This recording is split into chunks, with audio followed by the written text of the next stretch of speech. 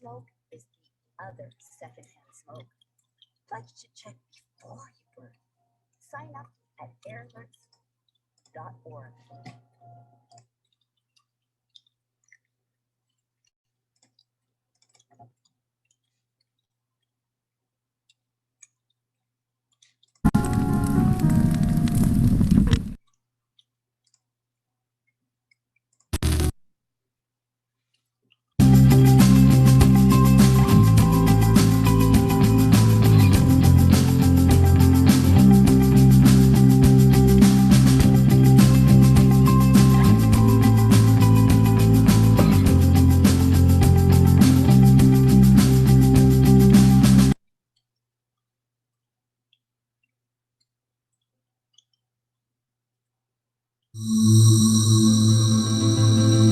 I spent 50 years of my life with a heavyweight champion of the world. Everywhere he went, everybody knew him. Everybody wanted to touch him and talk to him. While the president of the United States or the president of Russia was trying to get his attention, he was picking up a baby or a young person and touching them and talking to them and empathizing with them. That's what made him a great champion. Environmental justice is the same exact thing. You have to take care of the people who don't have the power to take care of themselves. You have to represent them in halls that they sometimes are not represented in. Because if you don't do that, you're not really on a life mission that is worthwhile.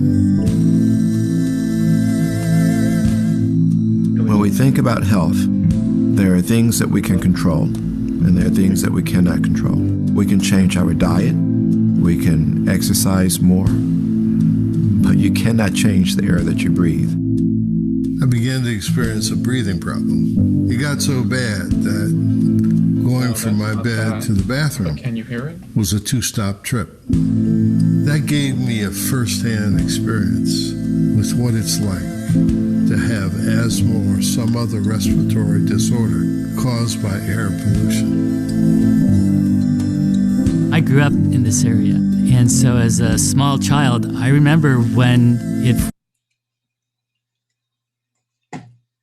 we were playing We Could Not Breathe. You would clutch your side, you would try to catch your breath. You know, it's a terrible feeling. I was diagnosed with severe asthma, and I've been hospitalized or admitted to the emergency room so many times I've lost count. Todos nosotros en esta familia tenemos problemas de salud, especialmente problemas respiratorios. Todos tenemos asma y es muy frustrante para mí como madre no poder ayudarle. Tantos vecinos que ya hemos despedido que han sido impactados por el cáncer. My biggest fear is that I get cancer and I wouldn't be able to see my kids, my children's kids. Hey, Mark, mute yourself. I think a lot of people accept it as one of the grim realities of living in Los Angeles. I've had a husband die of pulmonary fibrosis, and that's a very personal experience with the difficulty to breathe. When you can't breathe, when you're having trouble breathing, everything else becomes secondary. All you can think about is breathing. At one of our meetings in the community, an elderly woman stepped to the microphone and she just read 40 names. And she said, "Those are the people in my community that have passed away in the last several years of cancer. And where were you?" We're working as hard as we can so that there aren't more names added to that list. The biggest challenge that we have, frankly, is from mobile sources, planes, trains, trucks. Some of our early findings suggest that even short-term exposure to the type of pollution that we find along busy freeways can activate genes in the brain that are genes that we associate with cancer. In Southern California, the air pollution's improved dramatically. You can now see the mountains. What people don't know is what you don't see can hurt you. There is preliminary proof that when a pregnant woman breathes, the PM particles that are microscopic transmit through her bloodstream to the fetus, causing possible brain damage. That's scary stuff. Can't let that happen. Last summer, there were so many unhealthful air days, just a string in a row. I was staying at home trying to protect my airways, and I still got really sick, and I ended up hospitalized for 3 days. Sometimes people say, well, it used to be so much worse, now isn't it good enough? But when people are still struggling like my mom is, when we still have some of the worst air quality in the nation, and when people are dying because of the poor air quality, it's not good enough yet. Once you realize the impacts of these mobile sources, if they're not electric, they're emitting toxic gases. You just can't sit there idle. You've got to take action.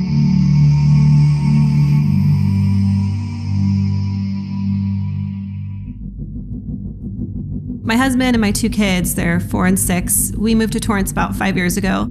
About a year after we moved to our house here, a nearby refinery was having a lot of flaring events. And I started to notice that there was this black dust on my car and on the windowsill, and I was just puzzled by it. I kind of started paying more attention and realizing that the dust was coming at the same time of the flaring, and the kids were coughing more often, and when they would get sick, we'd have to have inhalers prescribed to us.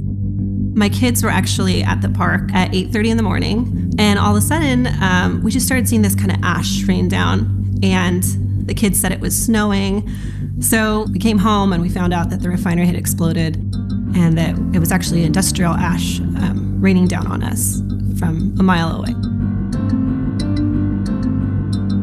There's a number of people now who say, "What are you doing? The air's okay." But it's not fine for everybody.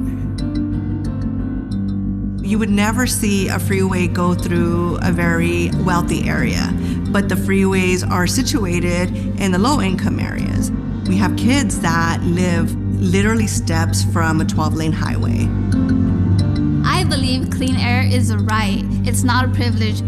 We took a tour to Beverly Hills, and we're like, oh wow, like where are the freeways, where are the factories, because that was a norm to us, and that shouldn't be the norm to us. It shouldn't matter where we come from, we should have the same benefits as someone in a different community. We shouldn't have to choose between jobs and our environment. I know that the economy has got to be considered, and I know that you got to put people before economy. So it's just a horrific balancing act. And we're continually trying to work on that. We know there's technologies available that can help us get to our clean air objectives. We know the technology works. We have a shot at cleaning the air if we can have both policy, technology, and incentives lining up. 10 years ago, there were no electric cars. There were no fuel cell cars. We're seeing that progression in the light duty sector, and now we've got to transfer that into the medium and heavy duty truck sector. We need to work all together and be united in saying that clean air is something we really value and want to work together to change. I see the first time an opportunity for helping communities understand the impact of environmental injustice, and then help communities understand they have a civil right to quality of air, a civil right to have an environment free of pollutants. All of us have an obligation, and we're all stewards of this beautiful earth. Examine your life and your daily lifestyle. Do you need to drive your car to work? Is there a train or a bus nearby? And maybe if you can't take it every day, take it once a week. The more that we can educate the community, especially communities that don't have access to resources, I think that we can impact personal behavior. Everybody has a right to breathe clean air. Everybody has a right to participate in the decision-making process. Your voice does matter, and your voice could make a change to not only yourself, but to the people around you. The people in the senior citizen homes have a role. The everyday worker has a role. And the children definitely have a role. This is everybody's endeavor. and you got to get us all involved.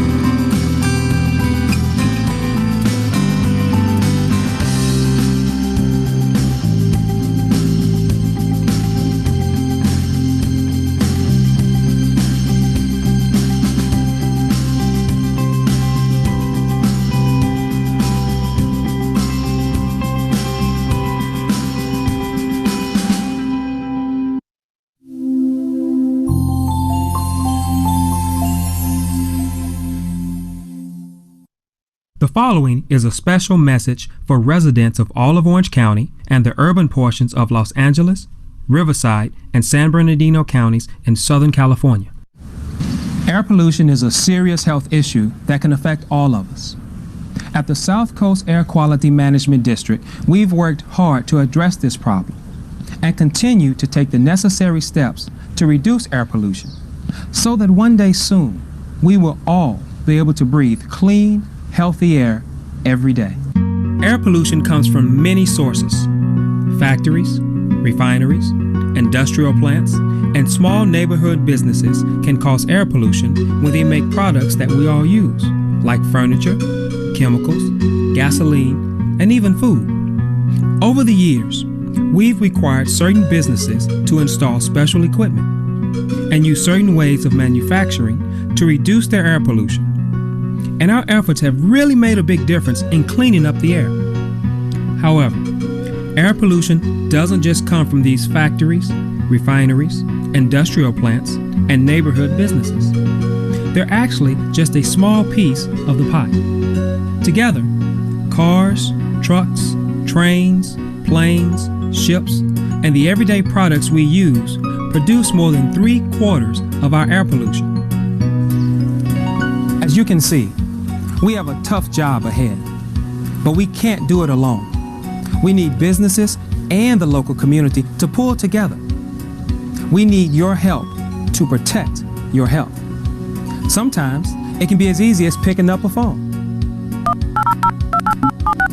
Thank you for calling the South Coast Air Quality Management District. How may I help you? If you smell an odor that's bothering you, have unusual materials falling onto your property, or see smoking vehicles or factories, the best action you can take is to call us at 1-800-CUT-SMALL. What we'll need to know from you when you call is, what type of air quality problem are you reporting? Is it an odor? What does it smell like? Is it dust? If it's smoke, what color is it? If it's white, is it hanging in the air or quickly disappearing like steam? What time of the day did you experience this problem? Is it still going on? Has this happened before? Do you know the name and address of where you think it's coming from? Do you know if anyone else in your community is having the same problem? If you're calling about a smoking car or truck, on what freeway or street did you see it? What kind of car or truck is it? What time did you see it? And most importantly, what was the license number? And finally, we ask for your name, address, and telephone number. That way we can contact you if we need more information, or just to let you know what we find out. Don't worry, we'll keep your information confidential, unless it's needed for a legal hearing. So what happens to your complaint once it comes to us?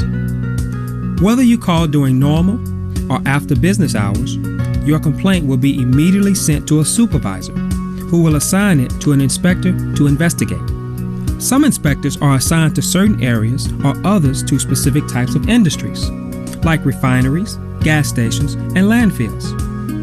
Our supervisor will select the person who is most familiar with the area or business to investigate your complaint. Based on your description and our inspector's experience, we will work to find out where the problem is coming from and contact the possible source to see what happened. If the problem is ongoing, we may take odor or dust samples to our laboratory to help solve the case. We may also ask you to fill out a complaint form. If we find out that someone has done something wrong or made a mistake that caused the problem, appropriate action will be taken to try to prevent the problem from happening again. Protecting your health is why we're here. Our scientists, engineers, inspectors, and many other specialists are dedicated to achieving clean air for this great place we call home. But we can't do it alone. We need your help. So give us a call anytime if you experience a problem, or visit us at cleanairconnections.org to find out more about how you can help us clean the air that we breathe.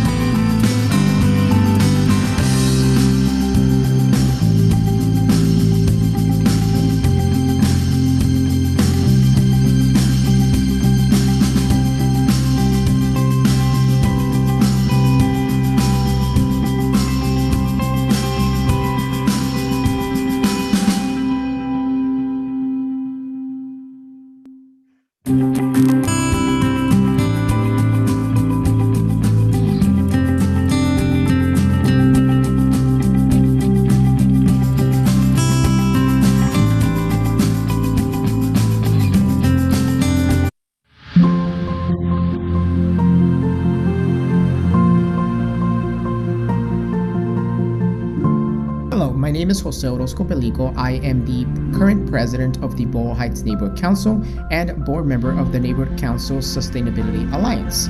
I'm here to provide you with what my thoughts are on environmental justice. But first, let me tell you, environmental injustice is a threat to the health and overall safety of communities across the country.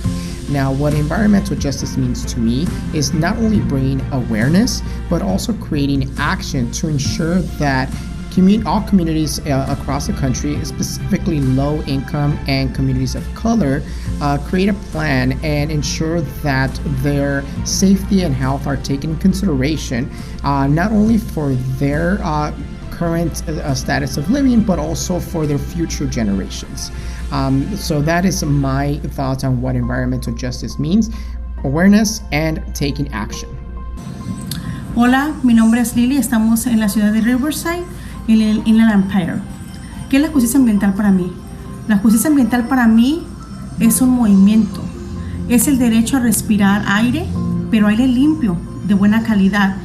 Es un movimiento en el que se encarga de tener una vida digna y mejor para nuestras generaciones y para las que vienen. Es el derecho a luchar por ese aire que todos necesitamos para que nuestro ambiente sea de más alta calidad. My name is Linda Cleveland, and I am a member of the Watts Clean Air and Energy Committee. Environmental justice to me means that we should all be able to benefit from clean air, clean water, clean energy, and green jobs.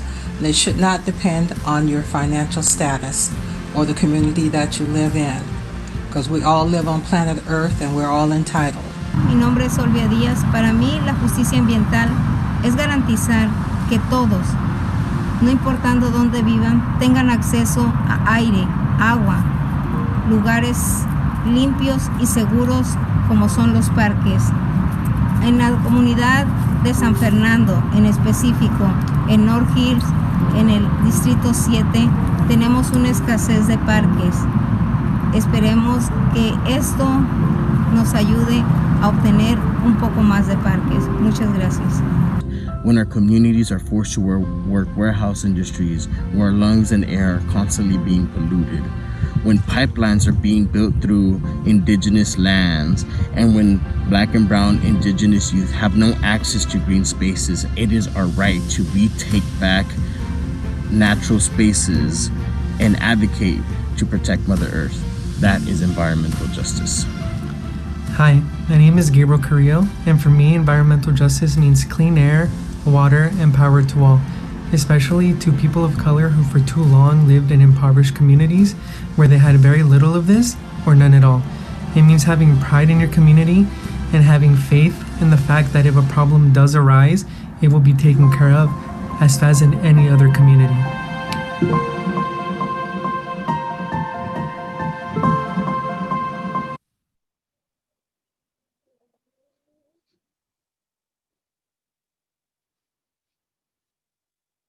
Good morning. I am Jose Trinidad Castañeda, member of South Coast Air Quality Management District's Youth Leaders Advisory Council. It's my absolute pleasure to be your Master of Ceremonies and welcome you to the 6th Annual Virtual Environmental Justice Conference. This is our first fully virtual conference. We would like to thank those who have worked so hard to make this happen. Although our normal housekeeping routine is no longer about locating the nearest exit or the nearest restroom, there are still a few important things to know. If you would like to listen to the conference in Spanish, click on the link from the description in Whova. Si necesita escuchar esta reunión en español, haga clic en el enlace en Whova que te conectará directamente en Zoom. Please be aware that this virtual conference is being recorded. By participating in this conference hosted by South Coast AQMD, you are unequivocally agree to authorize recording of audio and visual content presented during the live event and consent to subsequent use of the recording in the public domain by South Coast AQMD. We invite you to take full advantage of Whova, our virtual event management platform. In order to maximize information regarding the conference, if you have not already done so, we encourage you to please download the Whova mobile application immediately. It gives you access to today's agenda, speaker bios, and allows you to connect with other attendees. You can start your own chat room and invite others to participate. I challenge you all to introduce yourselves to at least 3 new people, exchange business cards, and make connections virtually. Yes, virtually. By combining knowledge, skills, and experiences, organizations and team members can accomplish more than if working in silos. If you have a question, please go to the information desk located in the agenda tab anytime during the conference, and a South Coast AQMD staff member will provide an answer. Please be patient, as they can only assist one person at a time. We appreciate your patience as we navigate this virtual format. And most importantly, we want to thank you for taking the time to join us today. We have an exciting program for you today, including a big giveaway opportunity to win an electric gardening set by being an active participant on Whova. The most active participants will be contacted after the conference. We will also have very informative panels with distinguished guests like Congressman Grijalva, a message from Mayor of Los Angeles, and the California Attorney General, Javier Becerra. As you can see, we have a dynamic morning planned for you today. We will also have a few 5-minute breaks included in the program for your convenience. Now it is my distinct pleasure to welcome South Coast AQMD's governing board member and council member of the City of Rolling Hills Estates, Councilwoman Judy Mitchell. Councilmember Mitchell has helped establish High Ridge Park, the 36 100-acre George F. Canyon Nature Center and the 28-acre Lyndon H. Chandler Preserve, the latter two being critical parts of the city's natural environment and the sites of intensive habitat restoration efforts. She initiated the city's first environmental advisory committee, which facilitated the city's adoption of energy-efficient green building guidelines and a water conservation ordinance. She was instrumental in establishing the South Bay Environmental Services Center, a partnership to assist public agencies, businesses, and residents of the South Bay to best utilize many resources available to them through a wide variety of statewide and local energy efficiency and water conservation programs. She is also a member of the California Air Resources Board, appointed by the governor as the South Coast AQMD representative. Please join me in welcoming Council Member Judy Mitchell.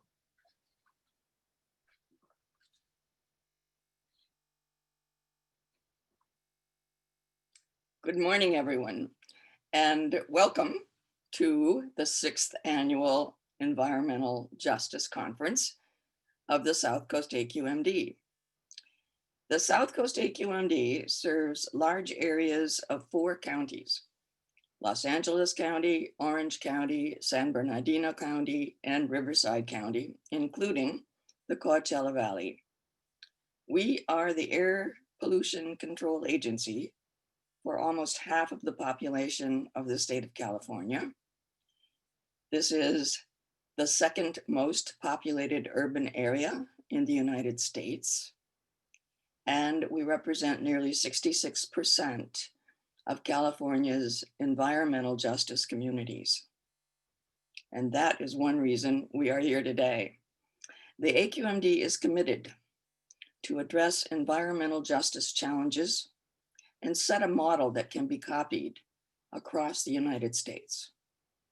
Over the past 6 years, the South Coast AQMD has strengthened its environmental justice community partnership aimed at building relationships and alliances with community stakeholders and organizations. We truly view this as a partnership. Overall, the program serves to educate our region on pressing environmental issues. The Environmental Justice Program hosts a series of events each year, including workshops, school assemblies, summits, and today's annual conference. This special partnership allows us to address environmental justice issues as we learn of the concerns and viewpoints of the community, of people like you who are here today. And most importantly, it places South Coast AQMD staff in the community, virtually, like we are here today, and in person, hearing from the community and talking to the community, to its members and to its community organizations. These conversations between AQMD and the community are key to reaching solutions for the impacts of air pollution in our most impacted areas. I hope that you find this conference to be a valuable experience. I hope you will meet people who share a passion for protecting our air and our public health, and who share in our goal of fighting for clean air. I wish you an informative and wonderful day today, and wish you to come back year after year as we do this annual conference. And now it is my great pleasure to bring to you a video message from the 42nd Mayor of Los Angeles, Mayor Eric Garcetti. Thank you.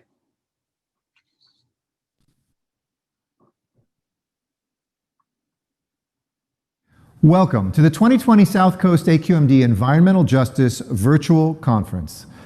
I'm so honored to be here alongside friends and advocates, health professionals and policymakers, and so many of the leading lights of our region's environmental justice movement.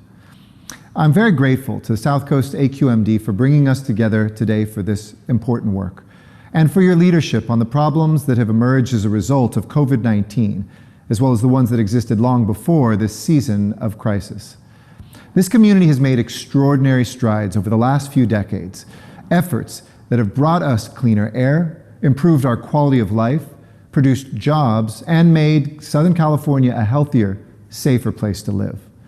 But let's be frank, even before recent wildfires and heat waves thrust these issues back to the forefront, we knew that our air quality was already an emergency and that our work was far from complete in too many communities.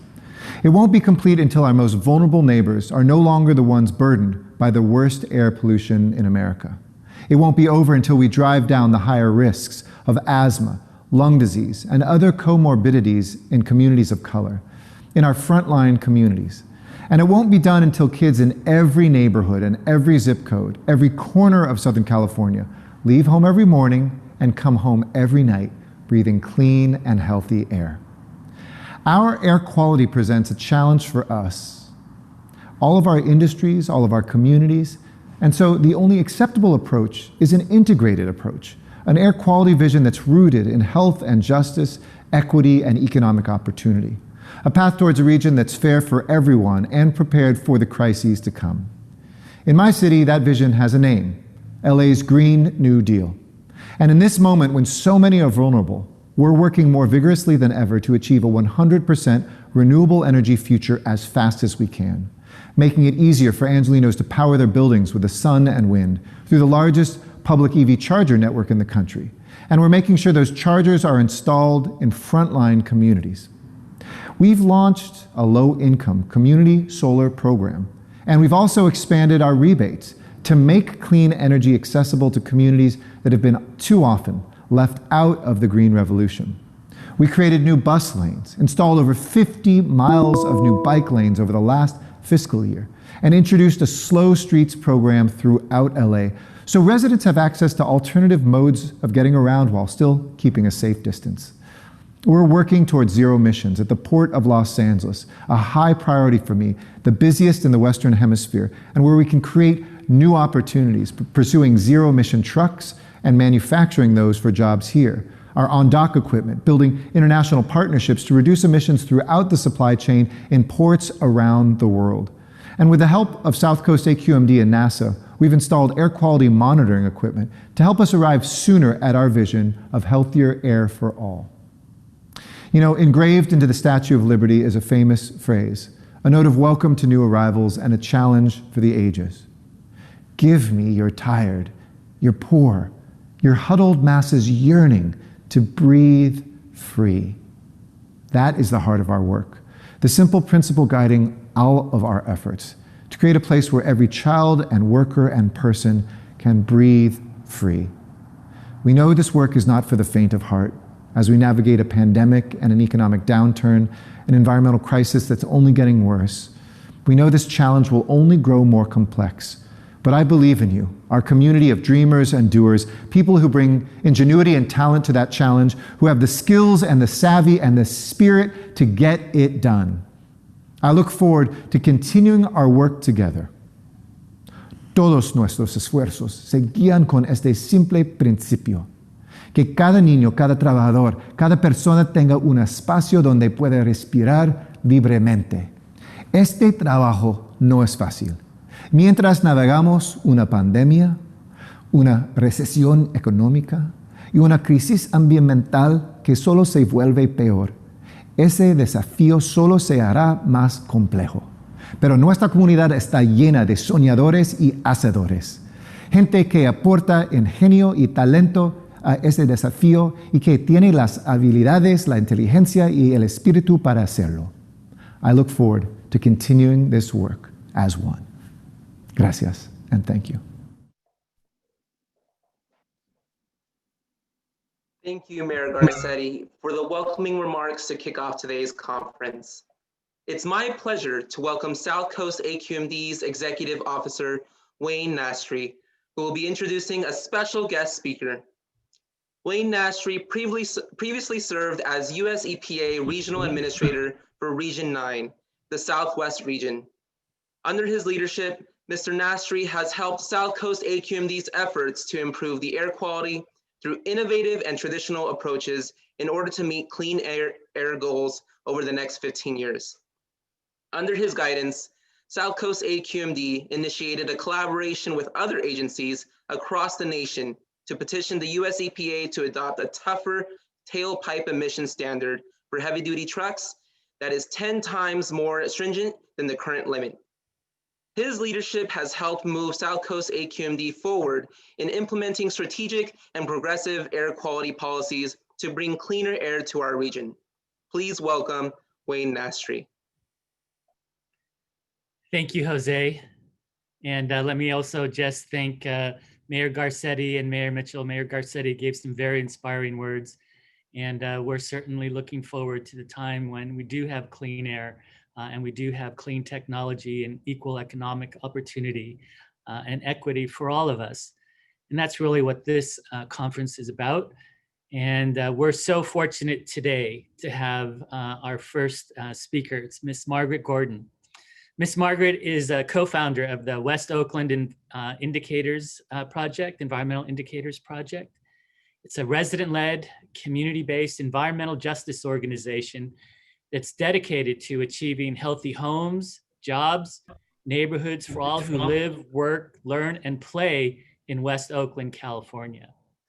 In 2007, she was appointed to the Oakland Port Commission, where until 2012, she stridently promoted the interests of community health, workers' health, and the fiscal responsibility in port operations. So I want to extend the warmest welcome to Miss Margaret. And Miss Margaret, good morning. We're so happy. We're so happy that you're able to join us today. Thank you. Well, Miss Margaret, I'm going to be interviewing you today, and we hope to learn a little bit more about you and your work in the environmental justice movement. So Can you see me? Excuse me. Yeah, we can hear you. Can you hear us? Yeah, I can hear you, but I can see you, but there you go. That's my video. Okay. Do you see me? I don't see you, Miss Margaret. That could be just me. Let me see. I can see my video. Oh, I see you now, Miss Margaret. All right, thank you. All right. Maybe I can start with the first question for you. Yes. All right. Miss Margaret, you've been recognized over the years for all your efforts to improve air quality in West Oakland. You were honored by President Obama as a champion of change. And what sparked your engagement in the community? What sparked my engagement in the community? It goes back 70 years ago plus. I come from a family who has always been engaged and had a group of women who always ran something. They ran the neighborhood, they ran their husbands, they ran the household, they ran the church, they ran the neighborhood. And so I came from a group of women who was always in charge of something. And I had a father who was very supportive that his daughters had equal engagement as his sons. So that's what got me started. And then I've been engaged from being involved with welfare reform to African-American studies in colleges, developing school reform projects within West Oakland, social justice, the anti-poverty movement. Over the years, getting welfare mothers to go to college. So I have always had the social justice gene and within me to be a participant and a change agent. And how I got involved in West Oakland is that people knew of my history and kept inviting me to different things. And I suffer from asthma, and it was pretty bad when 1992 when I first moved to West Oakland. My asthma was, and I had 3 children and at that time 4 grandchildren, and 3 of them lived next door to me, and we all had suffered some form of asthma. And I got this flyer. This telephone call to come to a meeting about air quality, and it's been on ever since. Miss Margaret, the importance of a strong family and leadership sounds like it really shaped you. And yes, it did. I wonder if you could tell us about the work that you've done over those past 25 years, because in all the time that I've known you, you've always been out front. You've always been leading. And I think we'd all like to hear about the work that you've been doing, specifically in terms of improving the community, improving air quality. Okay, my real interest came about understanding the environment, period, is that I used to clean houses. And one of the houses I used to clean was Michael Hers, who is the originator of the Baykeeper. And I used to take all of his old magazines home and read about him. Simultaneously, while I was working for him, I was going to the community meetings around different issues was happening in West Oakland. And at the same time, this issue came up about air quality.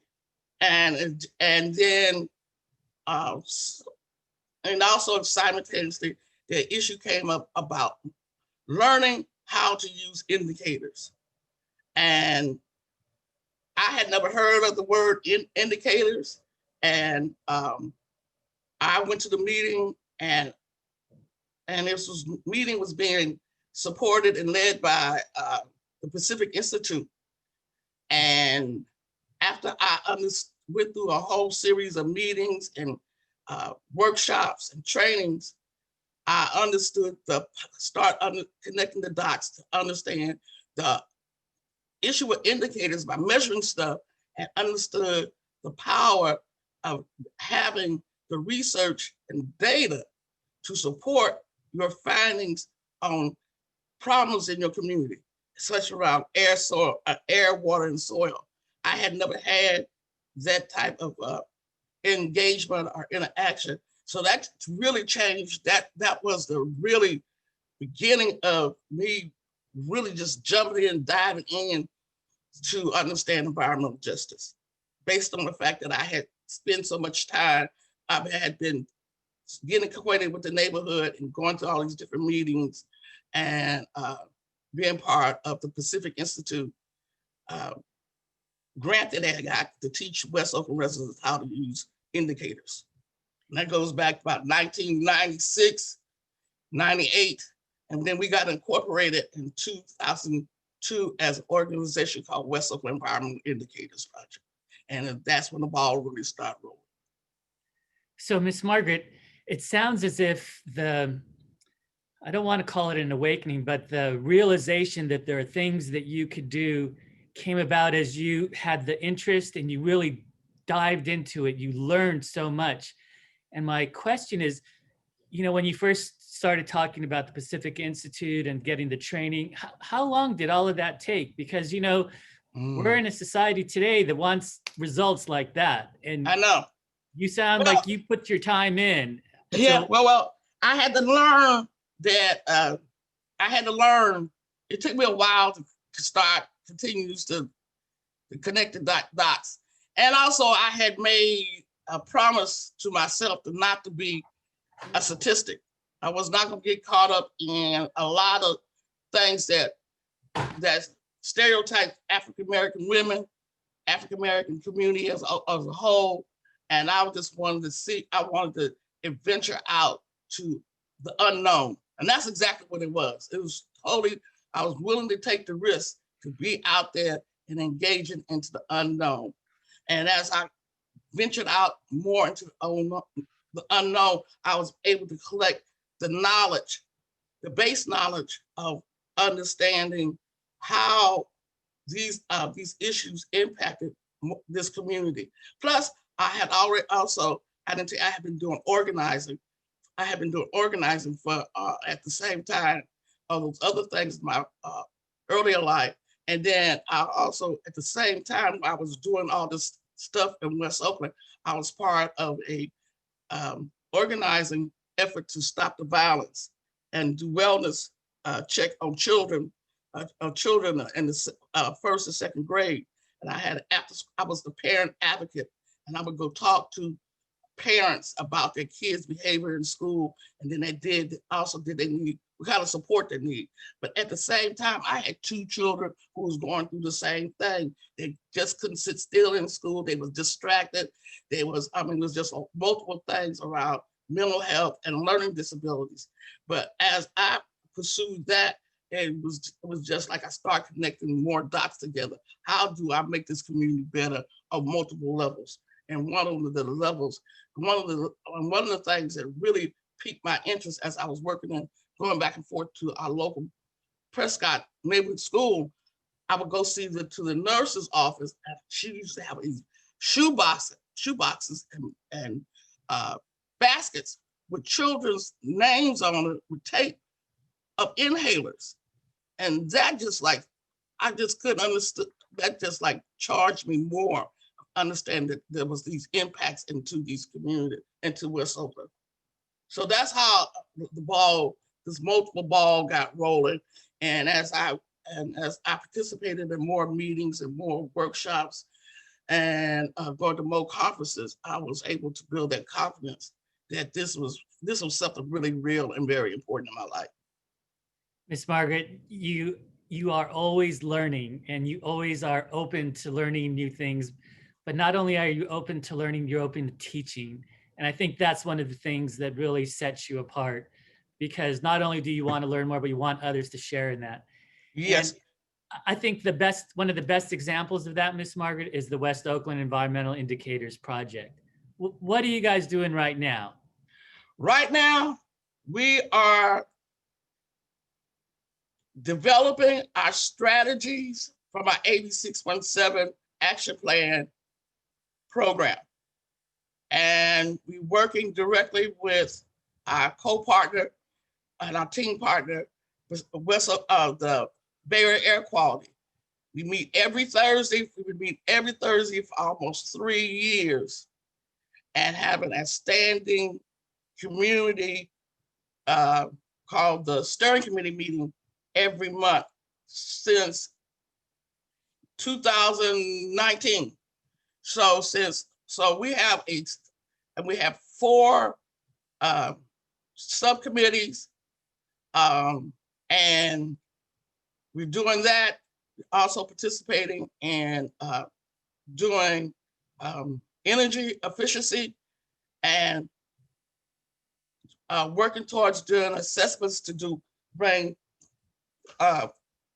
indoor filtration to many of the affordable housing units that's along in the area of the port area. We're also getting ready to do a project, as we have learned about road dust, putting a sensor on back of the city street sweepers to see detect what is the impact of that road dust. We're doing a resiliency hub, doing assessments in case of disaster to the neighborhood, especially for sea level rise, trying to get the city and the county to be aware of how to have things in place, especially energy efficiency things in place around the disaster. We are participating in sea level initiative for the Bay Coastal Commission. We also get ready to start a leadership academy around shoreline development of the plants. That's a lot. It is a lot. You know, Ms. Margaret, throughout the state, throughout all the 617 communities, people look to you for your leadership. What would your top 3 recommendations to these other communities be as they go through the 617 process? Remember 3 things. No, 5 things. You got to build trust. You got to build relationships. Somebody has to be able to keep everybody aware of what environmental justice is. People have to be aware of how to use collaborative problem solving. And this is about the community, the impact of community, of the vulnerable community, to be at the center of designing and planning and put forth the decision-making of how they want to see these impacts to be reduced in their community. So that's what I would start. That's how I would start off. That's my thinking around AB 6.7. Miss Margaret, thank you so much for sharing your wisdom, your experience, your guidance. Let me just ask you one last question, and that is, what kind of legacy do you want to leave your grandchildren, your great-grandchildren? I have one great-granddaughter who is 11 months and 3 weeks. She'll be a year old on November the 1st. I have 16 grandchildren. Keep justice in the forefront of whatever you do. Whatever you do, and share that thinking of how to not have injustice. That's my legacy. That is going to be a lasting legacy, not only for your children, your grandchildren, and your great-granddaughter, but for many people, Miss Margaret. And I know on behalf of not only the South Coast AQMD, but all of the Californians that benefit from your direct involvement, all of your work, thank you. And I know you're never going to stop. You're going to keep that fight going. And I just want you to know that we will be right next to you, along with all the other friends and colleagues that you've made over the years. Wayne, my favorite thing to say is be careful what you wish for. Yeah. Be careful what you wish for. That's all right, Miss Margaret. I know your heart is in the right place, and you always want to do what's right. And yeah, you do that's too. True. All right. Absolutely. Thank you. Thank you so much. Thank you again. And again, your story really demonstrates how one person can make a difference. And that's something that we should all take to heart. All right. So have a great rest of the day, Miss Margaret. Keep up the fight. All right. Get on with this conference. I'm going to turn it back over to Jose. All right. Thank you, everyone. Thank you. Thank you, Miss Margaret and Wayne Nastri, for an inspiring conversation this morning. We can take away a lot from Miss Gordon's dedication to her community and the work that Mr. Nastri has led at South Coast AQMD to improve the quality of life for the most environmentally burdened. We will now move to our breakout sessions. And if you navigate to the agenda tab on the main navigation, you will see 3 breakout session options. The breakout sessions include AB 617, Finding Success in Community Partnerships and Paving a Path Together, Youth United to Change the World, and Hearing the Voice of Health Professionals, the Future of America. To select the breakout session that you would like to attend, click Show Agenda. You will then be able to scroll through the 3 breakout sessions and select the panel that you would like to attend. These sessions are being recorded, and you will be able to view them for up to 6 months after the conference. This 5-minute intermission is a good time to take a coffee break, stretch, or walk away briefly before entering your breakout session. Again, don't go away too soon, and I'll see you at 9:35 a.m. for a powerful plenary session on Black Lives Matter, race and environmental justice. We will share more details on how 2 conference participants can win an electric gardening set, a mower, and leaf blower, followed by our keynote speaker, Javier Becerra. Enjoy your sessions.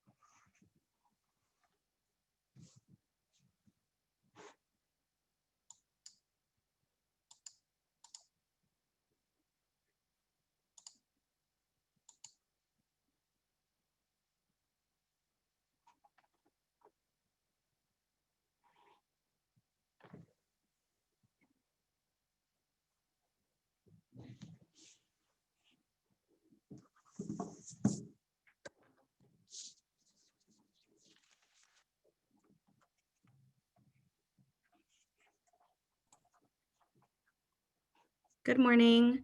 Veronica, we're ready to begin when you are. Okay, great. Good morning, everyone. Do we have all of our panelists here? Yes, we do. Yes. So good morning, everyone, and thank you for joining our breakout session today. It's AB 617, Finding Success in Community Partnerships and Paving a Path Together. So we have some really great panelists I'm really anxious to hear from who are working in AB 617 communities here in the South Coast region. My name is Veronica Eady, and I'm going to be your moderator for this session. But before we begin, I want to briefly review some of the guidelines and general instructions for the breakout session. Also, if you'd like to listen to this meeting in Spanish, you should click on the link in WOVA. Arlene, are you here?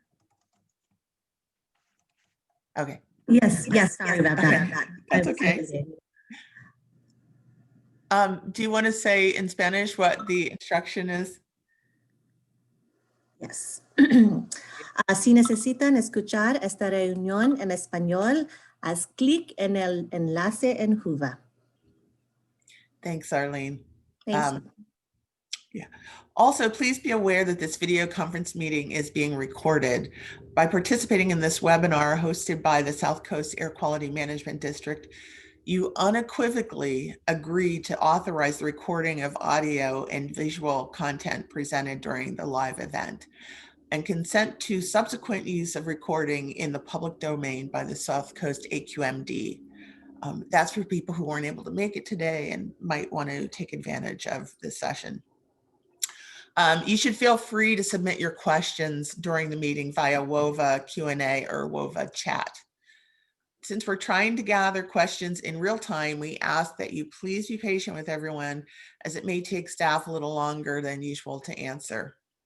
But now that we've reviewed those housekeeping items, as I mentioned earlier, I'm your moderator. I'm Veronica Eady. I currently serve as the Senior Deputy Executive Officer at the Bay Area Air Quality Management District. So I'm really delighted to have been invited by South Coast to participate in this as the moderator. As many of you know, Assembly Bill 617 was signed by Assembly Member Cristina Garcia from right here in the LA region to address air pollution impacts in environmental justice communities. The AB 617 program requires local air districts and the State Air Resources Board to reduce air pollution in the most impacted communities. Our goal for today's session is to provide insight on various community-based efforts and plans to improve air quality in these disadvantaged communities. So at this time, I would like to introduce all of our panelists and give them an opportunity to tell us a little bit about themselves. And I want to thank them ahead of time for being here. So we have Rebecca Zaragoza representing the Eastern Coachella Valley. We have Angie Balderas representing San Bernardino County. These are both AB 617 communities here in the South Coast region.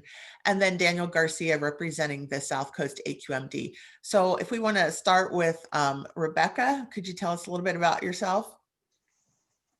Yes, hi everyone. Good morning.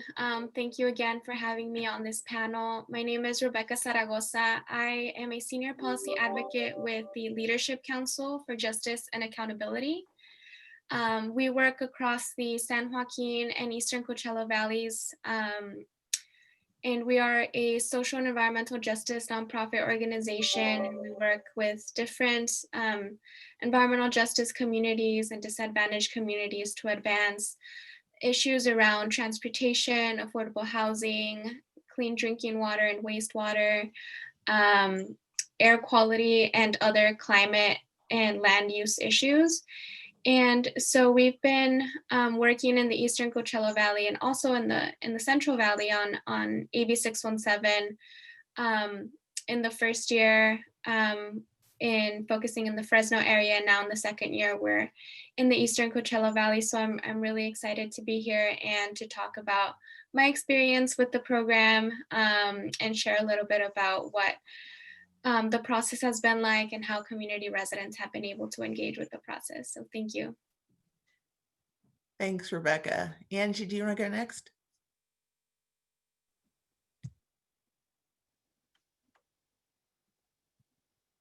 I think you're muted. Angie, are you muted or? Can you hear me now? Yes, yes. Awesome. Hello, everyone. Good morning. My name is Angie Balderas, pronouns she, her, hers. I'm here from the inland region, San Bernardino area.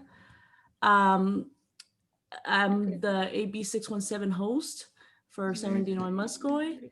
I wear a couple of hats in the community. I work for the Sierra Club. I'm part of the My Generation campaign, which is our campaign focuses on fighting for equitable transition to 100% clean energy in California.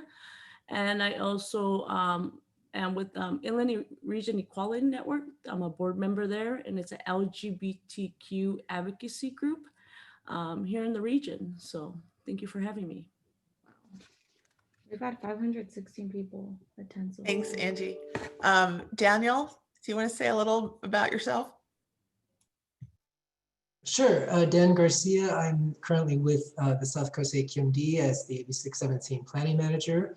I've been pretty deeply involved in developing the community emission reduction plans for each AB 617 community over essentially the last 2 years. Great, thank you. So thank you all for introducing yourselves. It's great to see you here. You're all doing great work, and so I'm excited about hearing a little bit more. So we're going to continue the conversation by asking the panelists some questions about their experiences and involvement relating to AB 617. And one thing that I want to say, and I'm sure that all of you know, is that right now there's 13 communities. In the South Coast region, there are 5 maybe? Okay, 5. 5 communities, yes. 5 communities. And potentially a 6th. And potentially 6. So you all are doing a really amazing job, each of you in your role and juggling all of that. And so I'm really excited. Rebecca, for example, I haven't talked to you in a long time. So I'm really excited about hearing what's going on in Eastern Coachella Valley, and Angie, how the implementation is going in San Bernardino. So I'll ask you the first question, and y'all can all answer it in whoever wants to go first. We'll see how that works. So the first question is, what is your biggest accomplishment in your involvement in the AB 617 steering committees?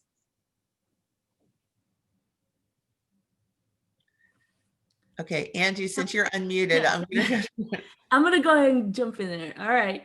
So I feel like we have a few big accomplishments that I would like to focus on. First being allowing local communities utilize life experience expertise to guide the implementation. I've been so honored to be the host of the SB Muscoy CSC. With the support of the CSC, I've been able to open space and making sure everyone's voice gets heard and none get left behind, no matter what zip code they are from. Second, recognizing that we need better mechanisms to tackle local emissions.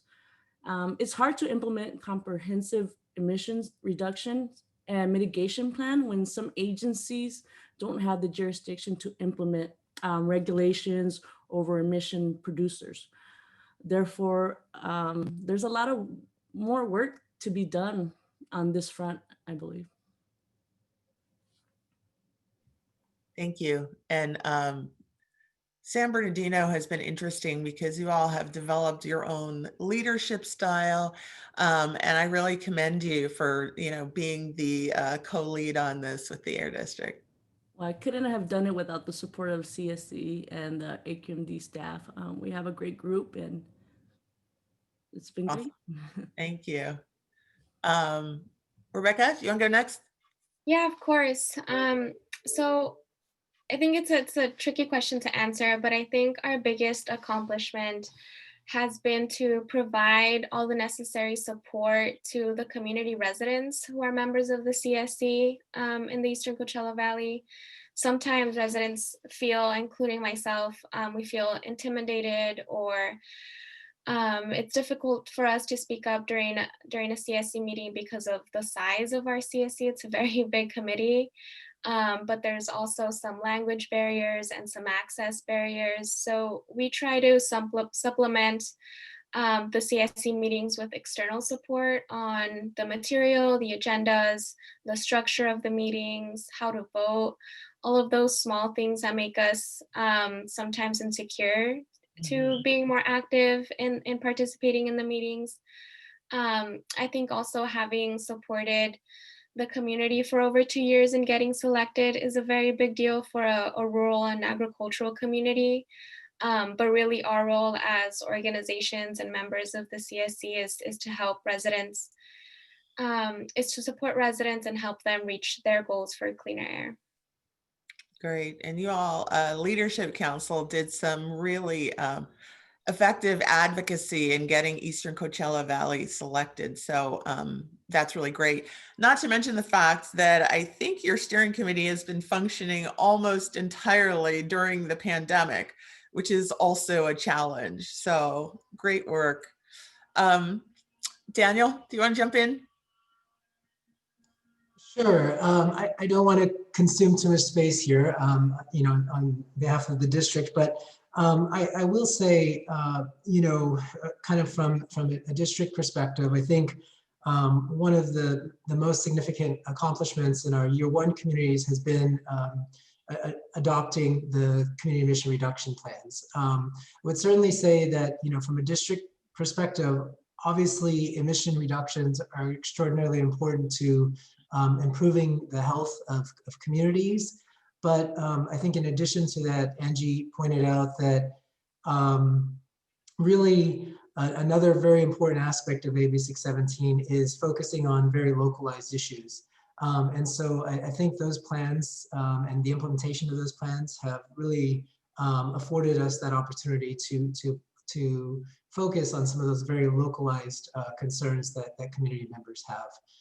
And I'm confident and very hopeful that we're getting to that same place with the year two communities in terms of hopefully adopting community emission reduction plans by December of this year.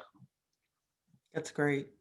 And I would imagine that one of the big challenges that you have is that each of those 5 communities is very unique. And so having to pivot to be able to implement the law in all of these different communities. So great work. I can't believe you're doing 5 of the 13, soon to be 6. Okay, so I'll move over to the next question. How have current events such as COVID-19 and the wildfires affected selected AB 617 communities? What is being done to address these challenges? Well, that's a big question. And we've had the wildfires up here in Northern California too. It's been a real challenge. So who wants to go first? Rebecca, can I go to you? Yeah, I can start. So I think, I mean, both of these issues have been really, really severe, obviously, this year. I think you mentioned it earlier, Veronica, that we have been doing our CSE meetings this year completely virtually.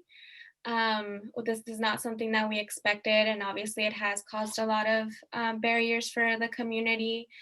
But in a more general sense, I think, you know, we say this all the time, that COVID-19 has really highlighted a lot of the public health issues that have existed in our communities for a really long time, especially around air quality and public health, and how a lot of the residents that we work with in EJ communities do have already compromised immune systems. They live next to polluting sources, and we've seen that COVID-19 has had a very big impact on such communities. I think the same goes with the wildfires.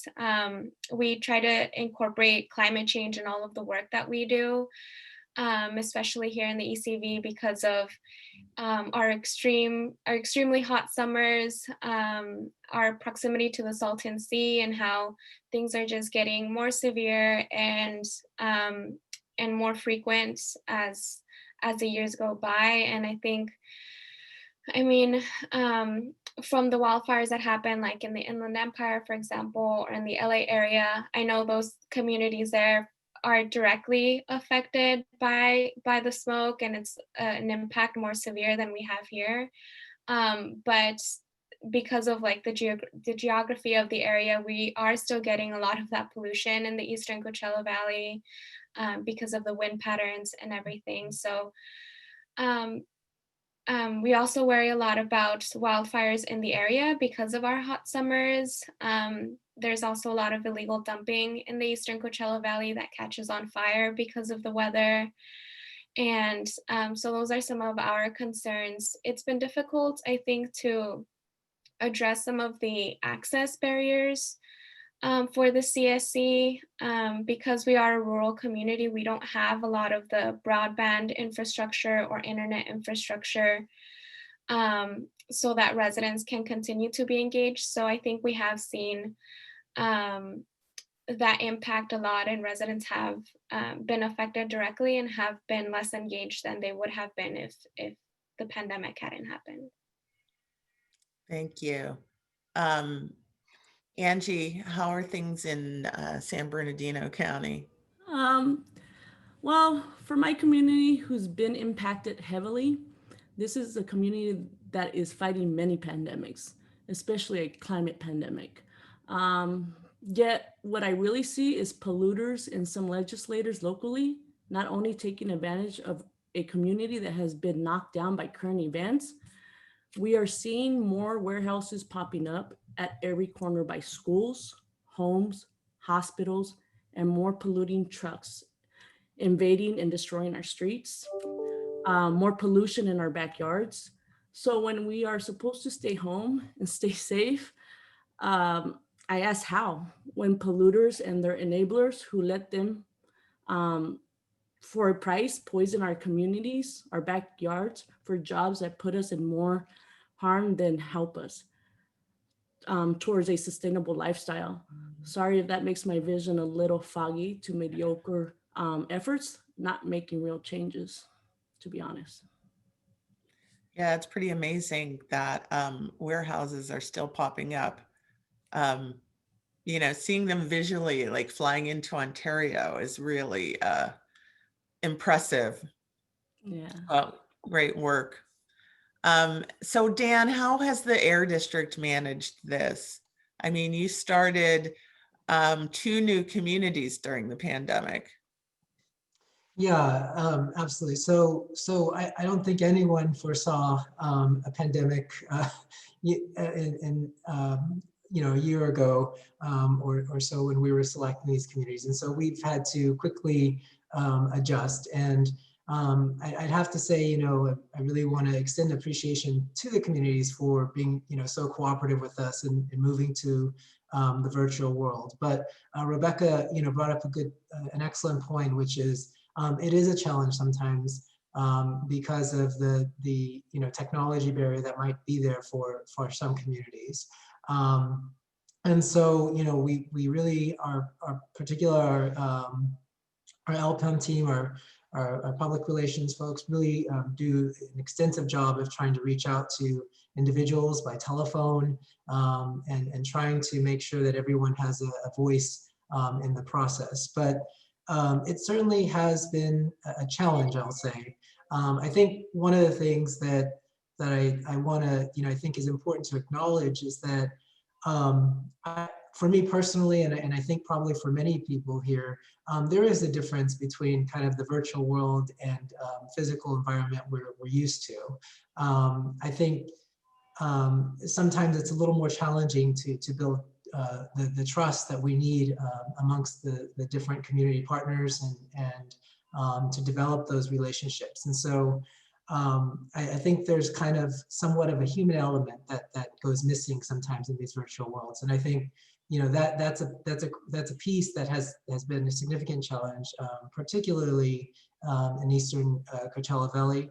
But I think I know I've been on the phone a number of times with Rebecca, and we've tried to bridge that gap, right? Trying to bridge really what is our hope to get towards the accomplishment of developing a plan to bring reductions into the community. But I'll certainly say that there's no doubt that it's been a challenge to develop those relationships in a virtual world. But we are trying every day, and we're hopeful that we'll get to building that trust that we need within the next year or so with particularly Eastern Coachella Valley community.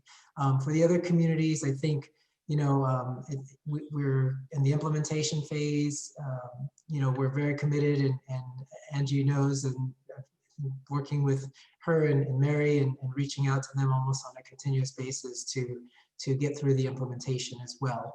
I think, hopefully, I'll throw, kind of an additional piece in there. I think when a community is in the first year of the program, there's always concern about our commitment to the program.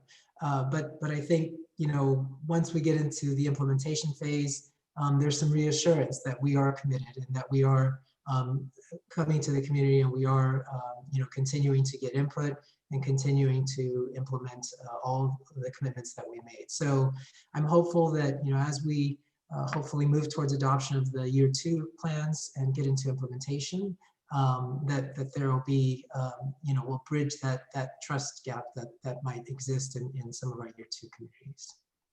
Great. And Dan, well, first, let me say that, when the pandemic hit, I was actually at the California Air Resources Board, and it was really amazing to talk to different air districts and especially residents from throughout the state who really stepped in to try to address some of the problems around connectivity. So not just how to function with Zoom or whatever platform, but also making sure that people had computers or cell phones and able to go online, as Rebecca mentioned, rural regions in particular that may not have internet access. So that's been amazing, seeing everybody scrambling and trying to support residents so that they could continue to engage in AB 617. So great work to all of you. And Dan, I'm going to stick with you because I think the next question is really applicable to you, but I also want to invite Rebecca and Angie to comment if they have comments on this question. So the next question is, what strategies are in place to expand the AB 617 program and the communities that it reaches, keeping in mind that there may be limited funding opportunities? And I know that this is a big question for you, Dan, as well as at my air district.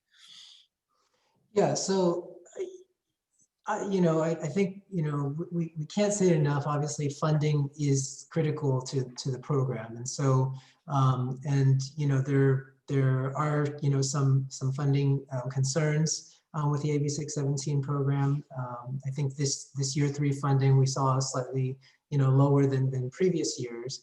And it is a very critical piece to the program. But what I can say is the plans that have been developed, there is significant progress there, and there are strategies in place that go beyond funding. And so some specific examples would be, in the Wilmington community, for example, a commitment to develop rules to address emissions from refineries and other sources. Also a commitment to continue to work on our indirect source rules that really impact the San Bernardino community and the East Los Angeles community. So I'll say that, one of the promising aspects of AB 617 is that we've developed these plans that are very focused, on very localized issues. But beyond kind of the incentives piece and the funding piece, there are commitments from the district in the plans to develop additional regulation that would have, obviously a long-lasting impact on the communities. And so there certainly are those safeguards in place for the communities in terms of strategies, and also commitments to, collaboration with other jurisdictions and agencies. As Angie pointed out, it's in many cases, it's not just about, kind of the reductions that the air district can achieve, but also land use is a huge piece of this. And so, those commitments to collaborate with land use agencies and really, the strategies to do that within the plans are, in my view, kind of what will kind of provide that, that lasting impact to each of the communities and bring the benefits that the communities are seeking from this process and from the AB 617 program. Great, thank you. And I know that some of the community-based organizations and EJ groups were really key in going to the legislature to support the air districts to try to get more money to implement AB 617. So Angie and Rebecca, I want to open it up to you if you have any thoughts about this. So Angie. Yes, I mean, that has always been the hope, right? To expand AB 617 and the communities it reaches. But again, AB 617 is only one tactic to tackling local air pollutants and emissions. We need a more comprehensive statewide system to tackle this by holding polluters accountable and mandates on direct emission reductions. So with limited budget, the strategy might be to go back to the legislator and see what can be done with the existing air quality mandates and see what the relevant agencies can do within their current means. Okay, thank you. Rebecca, do you want to add anything? Yeah, I would agree with Angie's comments too. And I think something else that we've also been thinking about as a community is, considering that there are limited funding opportunities and there's less funding and more communities every year, I think our CSE and the residents that we work with have been very interested in seeing how that budgeting process works.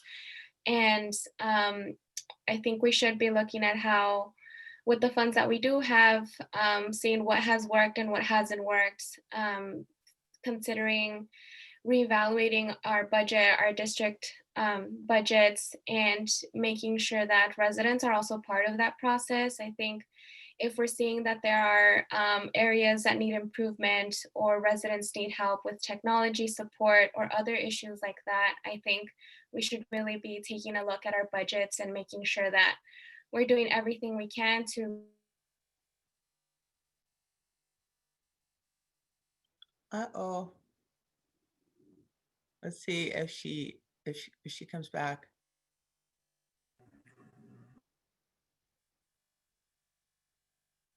Okay.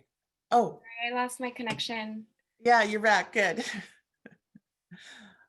So you were talking about budgeting and having the community participate in the budgeting process and understanding where the budget is coming from, or what's in the budget and what's being spent on.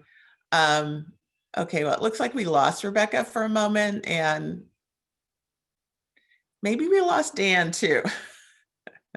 Both of them, their cameras are off, although it looks like they're with us. So Angie, it's you and me.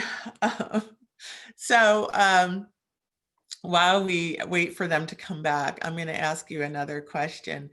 There are also questions from the public through WOVA, which I do not understand at all. So maybe between now and then or the end of the session, we can figure out where those WOVA questions are. Hi, Dan, welcome back.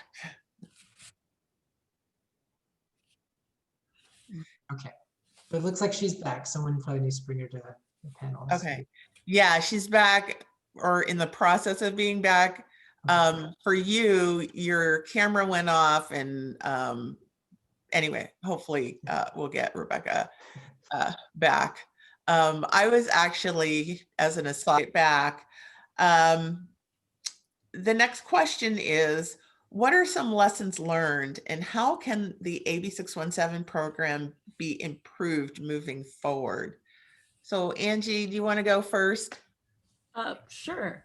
For me, I believe some of the biggest lessons learned are how community and agency can work together. This level of commitment to community guided planning needs, this level of commitment to community guided planning needs to continue authentically and transparent between all. Also, especially in San Bernardino, where most of our emissions are transportation related, we've seen the shortcoming of AB 617. We need to be able to tackle stationary, non-stationary, and indirect sources. And our process with AB 617 reinforced that need. Yeah, you touched on a really important point. Things like transportation really need to be addressed. Indirect source rule might be one tool, but I know that in some communities, it's a real challenge to get local government and others to come to the table when there's no mandate in the statute. Hagan algo cuando no hay nada. Okay. Yeah, but we also need a strong indirect source rule, right? Something with key. So. Yeah, that's a really good point. In the Bay Area, we actually need legislation to be able to do an indirect source rule. So we did sponsor legislation last session and it didn't go anywhere. So we're going to try again, but it's a really important tool. Rebecca, do you want to jump in? Welcome back. Let me tell you what the question is because you might have missed it. What are some lessons learned and how can AB 617 program be improved moving forward?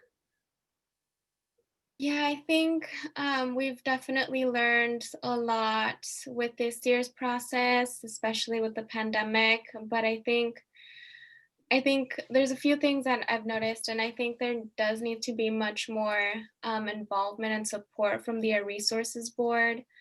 I think, obviously we need more funding to support the communities, but I think the relationships that we've tried to develop or are in the process of developing, I think there needs to be more priority going towards that. I think the relationships that the air districts and organizations and residents are working on building, there needs to be more effort going towards those relationships. I think that, talking about like the CSC structure, I think that communities should be allowed to take more control and more leadership in those spaces. I think we should be allowing residents to learn and to grow and to use the expertise that they already have as people that live in their communities and know the pollution sources and know the effects of that. I think, just making more space for resident participation and for residents to really be able to make decisions, I think should be a bigger priority moving forward. The other thing that we've noticed, and especially from looking at other communities who've already developed their plans for emission reduction, is that there needs to be a lot more enforcement and regulatory action. And like Angie was saying, that there needs to be strong policies in place in order to actually achieve the goals that we're all working towards with AB 617. Super, thank you. Dan, do you want to share? Sure. I think, this is, and I'll speak particularly to kind of our year 2 communities when it comes to AB 617, kind of the mandates within the legislation. One of the significant challenges is developing the plans within really less than a year time frame. And so we've really tried to think outside the box to address a number of the community concerns, and Rebecca raised some of those for Eastern Coachella Valley. And obviously we had similar challenges in year 1 communities as well with timelines, and really what the legislation requires is that the plan be developed and adopted within 1 year of community selection. And so that education piece is a huge part of AB 617. And what we have found is that it's challenging to do all of that and develop the plan within a year. And so we've had to really come up with some very unique ways of utilizing our resources that have been already somewhat limited by funding and so forth. But I would say, the biggest challenge has been that 1 year time frame. And what I would add is that,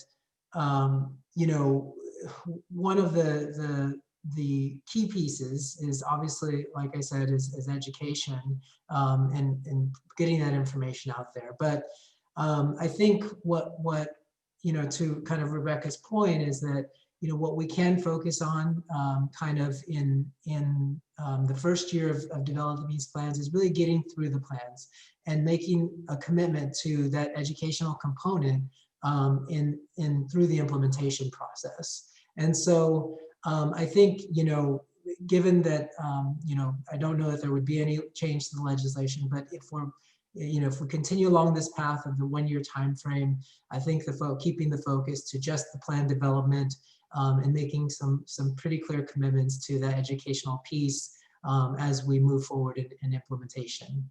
I think that would be, obviously a lesson learned and something that we could focus on in the future to ensure the community that we will, through the plan implementation, focus on that kind of educational component that everyone is, that many of the community members are seeking.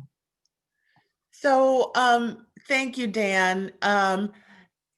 We have about 12 minutes left, and I know there are some questions here through WOVA and also in the chat box. So I want to get to those questions, and we have time. I can ask more of the prepared questions. Arlene, I'm going to ask you to read those questions because I have an eye infection, so I have trouble reading small print. So do you mind? Not at all, no problem, Veronica. So we actually have a question from Moses Huerta, and his question is, how has the engagement with city leaders in AB 617 communities? What have been the challenges and successes? Great, thank you. So who wants to go first? Dan, I see that you're unmuted. Oh. Next time, mute yourself. Yeah. So certainly, a big component of AB 617 is, kind of bringing these various facets of government together, right? Not only, the Air District, but there's a responsibility here on behalf of a number of agencies in terms of not only land use agencies, but even agencies like, the Department of Pesticide Regulation and Dogger, and the list really goes on. And so and obviously the local cities, I think specifically to that question, have the direct authority over land use. And so, those conversations, I would say, are sometimes difficult conversations that we have to have, I think, as part of AB 617. And so, really that, because obviously local jurisdictions are quite protective of their authorities under particularly land use. So I would say those are different, certainly difficult conversations we've had to engage in at the planning level. But I think that those are productive conversations, and the reason I say that is because oftentimes that incompatible land use piece from an air quality perspective is not something that local planners and cities may not really have kind of that insight in terms of from an air quality perspective. There's a number of other perspectives that cities often look at in terms of incompatible land use, such as noise, sometimes, whether a building is residential as opposed to commercial, but they're not always well informed on the air quality piece. And so that's something that we try to provide through a number of our programs. And I would certainly say that there certainly is need to for local cities and jurisdictions, cities and counties, to continue to kind of keep an open mind around land use and the air quality impacts that certain land uses can have on communities. So great.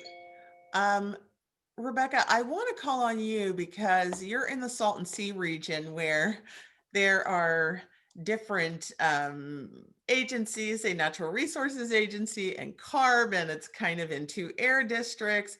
So that seems to me like that would also be kind of a similar challenge. Yeah, it is extremely challenging. And I think through this AB 617 process, we've learned the importance of making sure that every agency is involved, that they're really truly engaged in the process. I think with the work that we've been doing separately on Salton Sea, sometimes it's hard to acknowledge that there are other avenues or other opportunities in which the state agencies or regional agencies can also advocate for the Salton Sea, like AB 617 being the primary one, and sometimes it's hard to communicate that they can, work on both processes at the same time and develop strategies and plans that can complement each other, and utilize different funding sources as well.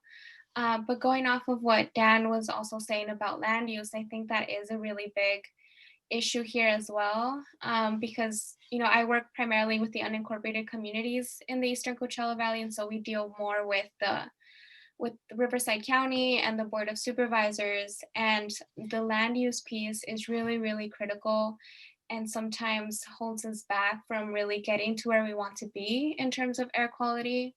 And I did want to mention that just yesterday, the Board of Supervisors approved a luxury housing development with a 20-acre surf lagoon right in the heart of Thermal.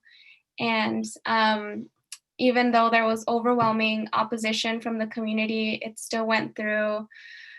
We stopped it for over a year, but it was approved yesterday. And this is just exactly what we're talking about when we say that community priorities are just not at the forefront of decision makers. Great, thank you for that. I do remember hearing about that project a year or so ago when it was first proposed. Andy, do you want to jump in here? I mean, just to touch on what Rebecca says, I think it's this is not AB 617 is not going to be successful like it was intended to be if we're not all in it together. And we need local elected officials to really step up and on all levels. And shout outs to the grassroots organizations who are leading the way and really owning AB 617 and stepping up. But what I see here locally from our local elected officials, I don't see very much. I mean, other than champions like Assembly Member Eloise Reyes, School Board Member Abigail Medina, who's making sure, you know, these air filters are being put in schools who are heavily impacted in San Bernardino. But it takes more than a few people, you know, it takes a whole village, and I hope to see that. Good. Yeah, you named some amazing, important people, Eloise Reyes, and I also want to lift up Christine Garcia because not only did she author the bill, but she stayed really involved and she's very supportive of communities I know. And I Yes, just a true champion, a true champion. Yeah, exactly. Arlene, I know we're ending in 5 minutes, but I think that you said you had one more question. Sure, yeah, I'd be happy to share. And this might be a question maybe more for Angie and Rebecca, perhaps. So how have community members in the community selected respond to emission reduction goals and attainment? And how have language barriers been overcome in the communication of how emission reduction goals can be attained? So it's a mouthful, but if you can see it in the chat, I've written that down for you. Thank you. So Rebecca and Angie, who wants to go first? It's kind of a big question, right?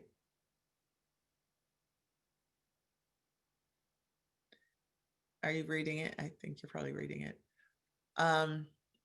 Okay, Angie, I am going to call on you because alphabetically, you come first.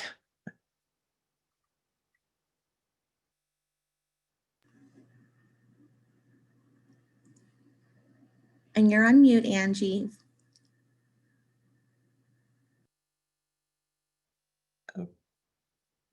No, still can't hear you. Sorry about that.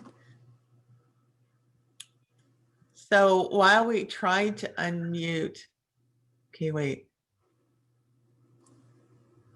No, you're still muted. While we try to unmute Angie, Rebecca, do you want to go? Yeah, I'm trying to see if I understand the question correctly. I think it's asking how have we been able to communicate emission reductions to the community? Is that correct, Arlene? Yeah, I think you got that right, Rebecca. Okay. I mean, I think, you know, our CSC in the Eastern Coachella Valley is just getting started with talking about the emission reduction plan and strategies for that.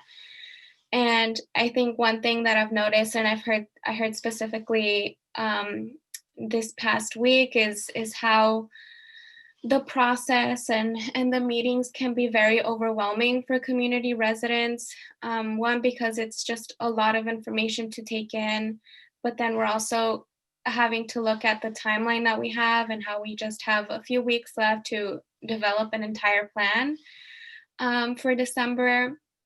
And so I think that residents are feeling really pressured, and one of them described it as getting ready to take a final exam, which is, you know, disheartening because we don't want residents to feel that way. And I think it's important to work on how we communicate our work. And even though we do have some time constraints, that we try to provide as much support as we can and reassure residents that as the Air District or as community-based organizations that we are committed to doing or like taking on most of the work so that the community doesn't have to feel that type of pressure. And unfortunately here in the ECV, it's like the other way around where we do feel the pressure to stay on the Air District, to develop strong strategies.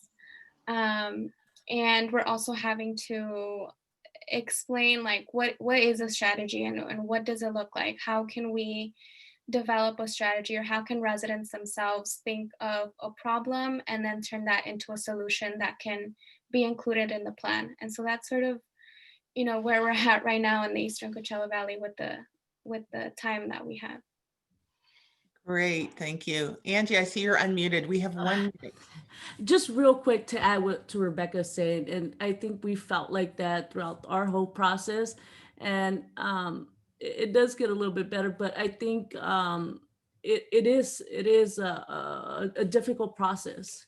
It is for our community, and all we can do is make sure folks' voices are at the table and being heard. But it does bring a certain anxiety. It does feel like you're preparing for a huge test. And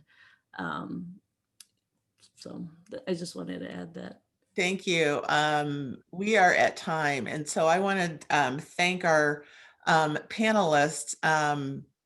Despite the technological challenges, I think this was a very good session.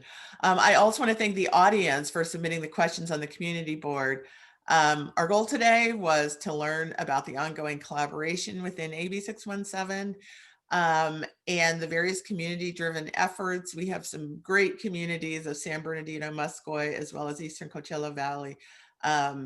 So I'm really delighted that Angie and Rebecca, that you were able to join us, and also Dan, having the bird's eye view of implementation from the district's perspective. So we hope that you have something valuable to take away. I know I do. And now we'll return to the plenary session where we have the keynote. I'm super excited. The Attorney General, Javier Becerra, is the next portion of the conference. So if you click on View Agenda to select the next part, then that should put you into the plenary session. So I thank you all for being with us today. Thank you. Thank you, Veronica. Thank you so much for having us. Thank you. Welcome back, everyone. I hope you had a chance to learn more about the evolution of AB 617, a landmark piece of legislation, or found hope in the next generation of leaders during the youth panel. And for those who sat in from our health professionals like I did, we hope you have a better understanding of public health during these uncertain times. This year has been full of trials and tribulations that have underscored the systemic racism in our society. This morning's plenary session will drive the conversation to a better understanding of the factors of race and environmental justice. I would like to introduce our moderator, Lamika Castillo. She is now the founder and principal at Castillo Consulting Partners. She's making a difference in low-income communities through policy change. At the National Foster Youth Institute, she influenced members of Congress to improve outcomes for foster youth across the country. As a consultant, she develops leaders, cultivates partnerships, and engages elected officials in critical policy change initiatives, and works with organizations to increase diversity and inclusion. She continues to make an impact as adjunct faculty at the USC Sol Price School of Public Policy. Please join me in giving her a welcome. Morning. Thank you so much, Jose, for that introduction. It's truly an honor to be here with all of you today to have this critical conversation around Black lives, race, and environmental justice. As Jose mentioned, my name is Lamika Castillo. My pronouns are she, her, and hers. And in addition to everything that was mentioned in my bio, I'm also a member of Black Lives Matter. And so this conversation around making Black Lives Matter in the environmental justice movement is really important to me on that level, as well as on a very personal level. I grew up here in South Central Los Angeles, where we have very poor air quality. As a child, I developed asthma as a result of this. And as an adult, when I went out to college, I learned about the reasons why, the history of racism and how communities were designed and how that has impacted the air quality, as well as other factors in communities, especially communities of color, low-income communities, and communities where Black folks live.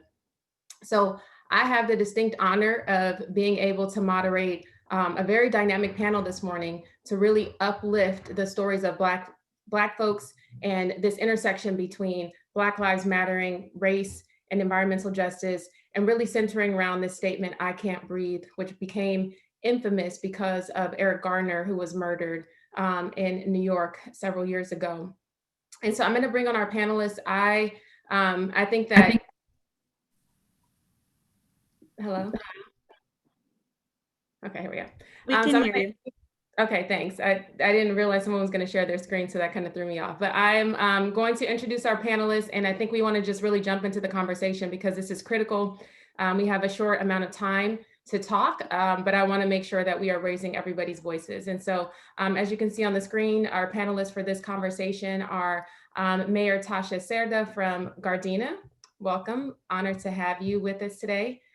Greg Akili, who I know as Baba Akili, one of our Babas from Black Lives Matter and a longtime leader in the movement, in all movements actually, in the movements for folks' rights. Also the director of the Fannie Lou Hamer Institute. Welcome, Baba Akili. We have Pastor J. Edgar Boyd, who is a pastor over at First AME Church, a historical landmark in the Black community in Los Angeles and the Black community across the country. Fame has been a leader in social justice movements for many, many decades here in Los Angeles, and we are honored to have you, Pastor Boyd, joining us today. Welcome. And then, of course, we have Isaac Bryan, a voice for social justice, an advocate in the Black community and all over Los Angeles, who is the executive director of UCLA Black Policy Project. Welcome, welcome, welcome, Isaac. So nice to have you as well. So I want to start off our conversation again by grounding us in the reality that, you know, we're having a conversation at the AQMD conference on justice. And I think a lot of times people have this sense that, you know, air quality is something that is, you know, it's colorblind, right? That there's no race associated with this. This is just environmental issues and everybody's impacted by them. But we know as Black people that Black folks have been, you know, impacted by poor air quality, especially in our communities here in Los Angeles for a long time. And as I mentioned before, it was not accidental, it was very intentional by design, right? My background is in urban planning and public policy, and I teach these things in my courses, especially at USC. And what I tell my students is, when you look at the ways that our freeways have been built, where they've been built, how they've been built, when you look at where public transportation exists or doesn't exist, when you look at the industries that exist across our county, really across LA County, you see that some of these things were intentionally placed in communities of color, and Black folks have been displaced as a result. And those of us who are here are experiencing lower air quality. We're experiencing a lot of racial injustice through the environment, and people don't really recognize that. So I really want to start off this conversation by asking our panelists, one, to tell us a little bit more about yourselves when you begin to talk, and then also to tell us about how your personal and career experience around issues of race, economics, and social justice, how you see those tying in with the environment, right? How we can really think about race and the intersection of economics, social justice, and healthy environment for communities of color. So let's start with Mayor Tasha. Can you please tell us a little bit more about yourself and share your thoughts on the question? Okay, can you hear me okay? Okay, thank you. Well, good morning, first off. My name is Tasha Cerda, and I'm the mayor of the city of Gardena. I've been involved in government now for almost 12 years, and I've held various positions as a city clerk in our city, a city council member for 8 years, and now mayor for almost 4 years. And I began getting involved in our community because I just saw things that weren't right as it relates to not enough trees in our community, or you know, who do you call if you smell strange scents like gas or just weird emissions?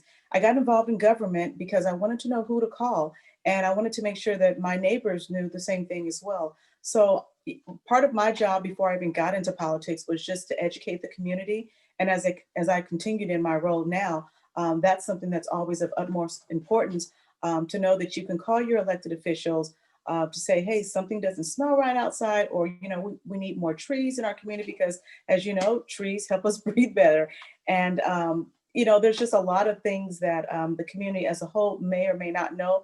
Either they don't want to know, or maybe they don't know how to find out about certain things. So I feel it's our job as elected officials to educate them as well as advocate for them, because being that we're exposed to various organizations like AQMD, we know what is available to us. So I think that's very important. And I hope that my time being in office, as well as just being an advocate for the community, I'm able to educate the people even more and help them. Thank you so much, Mayor Serta, for that. I think it's really critical what you mentioned. Some things people take for granted, right? Like, you know, when you go over to the west side, there are trees everywhere. When you're in the South Bay, that's not necessarily the case. When you're in South Central, that's not necessarily the case, right? When I look at USC, where I teach, the community looks very different than on the west side where UCLA is located, right? And this is not just a USC-UCLA rivalry, it's an actual thing that the communities are designed in certain ways. So it's so critical that the community has access to information about where they can go for resources with regards to this. And I think it's also important that they have that history of why our communities are the way they are in the first place, right? It was intentional. So thank you so much for that introduction. I'm gonna now move on to Baba Akili. Would love for you to share your thoughts as well. Introduce yourself a little bit more. Tell us about this intersection between race, socioeconomic status, and healthy environment. Well, thank you, again. It's good to see you, and thank you all for having me. First, I can tell you that I am by choice and profession an organizer. I've never done anything else for the past 50 years. And going back to my days and being grounded, quite frankly, in my work with the farm workers movement. So from that day to this, I have been focused on making sure that we equalize power relationships as an organizer. And I'm also on an organizer with BLMLA and on the core team. And a couple of things. I have 2 children who were born with asthma because we live in South Central Los Angeles. And so the first few years of their lives was, we constantly had to have inhalers. We constantly had to have humidifiers. We constantly had to try to make sure that the air that they breathe, at least when they were in the house, they could breathe. And so I began to learn then. But I'd also done a lot of work in Cancer Alley in New Orleans and Mississippi, where the oil companies purposely put their plants next to Black communities. And so I saw the impact of that. And there's all these communities up and down the Mississippi that are predominantly Black and are suffering from all forms of cancer and asthma and the rest. And so I saw it firsthand. And it connected me to the 4 conditions that Black people have to deal with living in America. First is white supremacy. The second is institutional racism. The third is individual bigotry. And the 4th is mass denial. It's the last one, the mass denial, that allows the other 3 to exist. And so part of the connection for me has been having to constantly challenge, confront, and if necessary, disrupt the status quo so that the voices, interests, and concerns of Black people can be heard. That's not always easy, that's not always pleasant, and it's not always something comfortable that people are willing to engage in. But part of what I've seen and been involved in is also working with something called the people's demand for climate justice, because climate change is now the basis for all of what we see now.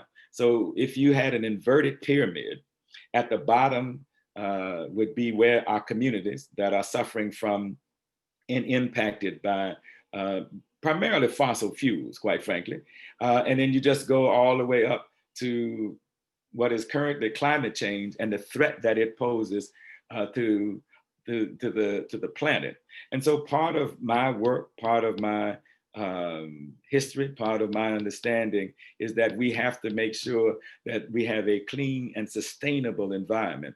And one of the people and groups I want to raise up, particularly for our community, is Ms. Tate with the Concerned Citizens of South Central.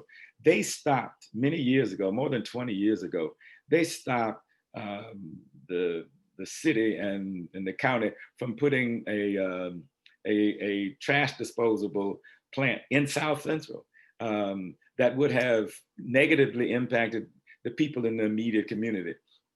And what I learned from them was that, one, the people can learn about environmental quality, what's the conditions, and how to deal with it. Because they were basic working women who decided that we don't want this in our community. So I want to uplift Ms. Juanita Tate and concerned citizens of South Central, because they, in many ways, opened the door and led the way to efforts at making sure our communities were at least clean and had some clean air.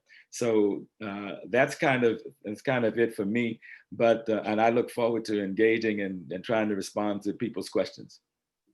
Great, thank you so much, Baba Akili. And I love how you lifted up the examples of what is happening in the community right now, because of course, we know that as grassroots organizers, a lot of change, if not all change, happens when we rise up from, collectively. And so I'm looking forward to hear more about the specific steps that you know of people taking to actually make these changes, because this is a big, climate change is not small, right? Like you said, it impacts the whole world. And so what do we do at the grassroots level to help change that is important. Another thing you raised about asthma, which I really want to just keep hitting the point on, because I think, you talked about 2 of your children having asthma. I shared that I had asthma as a child, and it was extremely severe asthma. Also, born in South Central, I wasn't born with asthma, I developed asthma. And when you look at the data now, right, Black children are 20% more likely than white children to develop asthma as a child. And you have to ask ourselves why, right? Is there something fundamentally wrong with the Black body that says that our lungs are not strong enough to be able to breathe normally, right? Or is there something wrong with the system, and is it racist? And in South Central, you look at where the freeways have been developed, right? You look at, we live by the 110, where the intersection is to the 10, and you look at all of the different, trash plants and things in the neighborhoods, and the lack of investment over time. And of course, we have pollution and toxins in our environment that are impacting our lungs. And so when we think about this, I can't breathe. I like to say, I fundamentally believe that poor air quality is state-sanctioned violence just as much as police brutality is state-sanctioned violence, the way that we talk about in Black Lives Matter. And I think I don't know that people are necessarily making that connection, because the state does play a role in deciding where these different, where the freeways are developed, who is getting access to good quality air. So I think what you raised about the asthma is important, and I hope we can explore that more. The asthma, the cancers, all of the different illnesses that are associated with poor air quality and pollution in communities of color.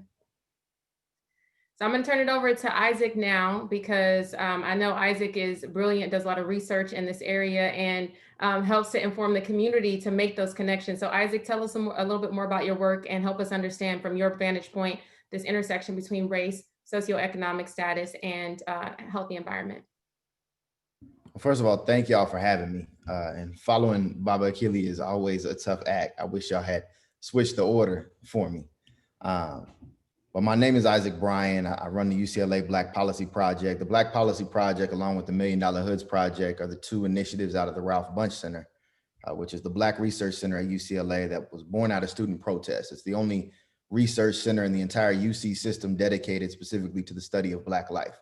And at the Black Policy Project, what we're working on is looking at the kind of the intersection of community organizing, academic research, and socio-political decision-making. Because we often find that sometimes these things work in silos. Sometimes you'll get 2 out of the 3, but very few times are you able to connect a through line between the demands of the people, the research that supports those demands, quite frankly, or that gives voice to the lived experience that we have, and get it into the hands of decision makers in a way that forces the pressure along with community to drive new and better decisions. When you're looking at the intersection of race and class and the environment, all of the things that you've mentioned are more than evident. The freeway splitting was on purpose. The fact that we don't have green spaces in our communities that allows for greater community heat because we don't have them is on purpose. The fact that we have lead pipes in our schools, in our poor communities, in our Black communities is on purpose, right? All of these are decisions that are made by our elected officials, and we know this. And so the thing that frustrates me in moments like this is that we are thinking about all the ways to value and protect Black life. And at the end of the day, we have decision makers who are failing to address the myriad of ways that they have let us down. It's not just police violence, it's environmental violence, it's employment violence, it's public health violence, right? It's the intersection of healthy communities also having access to good food and grocery stores, right? The nexus of all of these systemic failures are what are producing the conditions of life for us that leave us dying at younger ages. You can literally go zip code by zip code in Los Angeles, and where Black folks live, the life expectancy is less. The rates of cancer are higher, the rates of asthma are higher, and all of these are not because, as you suggested, and I know you were just kidding, but like the Black body is not in any way inferior or less capable of living a full and healthy life. It's the fact that these civic institutions have been weaponized against us from their inception, all of them. And they interact and intersect in ways that exacerbate the conditions of life that each one individually creates. And so I'm glad we're having this conversation about our environment. I'm glad we're having this conversation about where Black folks fit into that conversation, because not only do we have to change these conditions, but we have to pay very close attention to the way that our elected officials are moving on environmental justice and allocating resources and dollars on environmental justice. I don't want to go too far into it, but when they were renovating the LA River and plans for, I believe it was Measure M came up, there is a $400 million bike path to be made across the LA River, right? I think if the people's budget got their hands on that, Black Lives Matter Los Angeles, we could think of a whole bunch of ways that $400 million for environmental justice could go towards uplifting the conditions of Black life and Black communities. We always seem to find environmental resources for white communities, and white communities that take over our communities then have an interest in reducing the oil wells, an interest in changing the conditions. But while we live there, there's no attention paid to it, and there's definitely no resources allocated to it. So I'm glad we're having this conversation so we can bring some of those issues to light and think about innovative solutions and the things that we need. Thank you, Isaac. I appreciate everything you said. Ashe to all of that. A couple of things that you said that really resonated with me, the zip codes, right? You look at the zip codes and you can see that the life expectancy rate for Black folks is lower than pretty much everybody else on all fronts. And again, that's not because there's something wrong with Black people. There's something wrong with the system, and it's racist, it's anti-Black, right? And I think that it's important for us to continue to lift that up on all fronts. I remember a little over a decade ago, I was doing some work at the ports of Long Beach, right? And learned that the lung capacity for children in that area was at 70% of full capacity, right? So a child is born into this environment where, you know, there's all of these, again, pollutants and toxins in the air because of the ways in which the ports, you know, the communities where the ports are, how the toxins from the trucks were coming in, the toxins from the boats and all of that were coming in, and who's impacted by that? Primarily people who live in Wilmington, a lot of folks who live in the South Bay, a lot of Black children. 70% lung capacity, right? So these kids come into the world not being able to breathe properly because of the racist policies and practices that have created the conditions in that community for that to take place. Another thing that you raised that really, everything you raised really resonated with me, but when you talked about Black folks not having control over the community, right? I see Nipsey Hussle painted in the background behind your head, and Nipsey is someone who always emphasized that it was important for us to buy back the block, right? That Black folks, because we don't own our communities, mostly because of redlining, right? And racist practices that have shaped our neighborhoods, right? Redlining from 70, 80 years ago that said, you know, Black folks can only live in these places, and you can't even own your homes. And if you do, they're low quality. That has really shaped the reason why we see these environmental injustices in our communities, because we know we don't want these toxins in our communities. And if we have more control, we would be able to actually say, this is what we want our communities to look like. This is where we want our parks to be. This is where we want trees. This is where, you know, we want clean spaces. We want healthy environments for our families and our children. And I'm glad to see Nipsey back there, because that really inspired me, just thinking about, you know, how do we shift this? A lot of it is that we need to take more ownership and get that power back. So thank you. Last but certainly not least in the introductions and responding to this question around the intersection between race, social, economic status, and healthy environment is Pastor Boyd.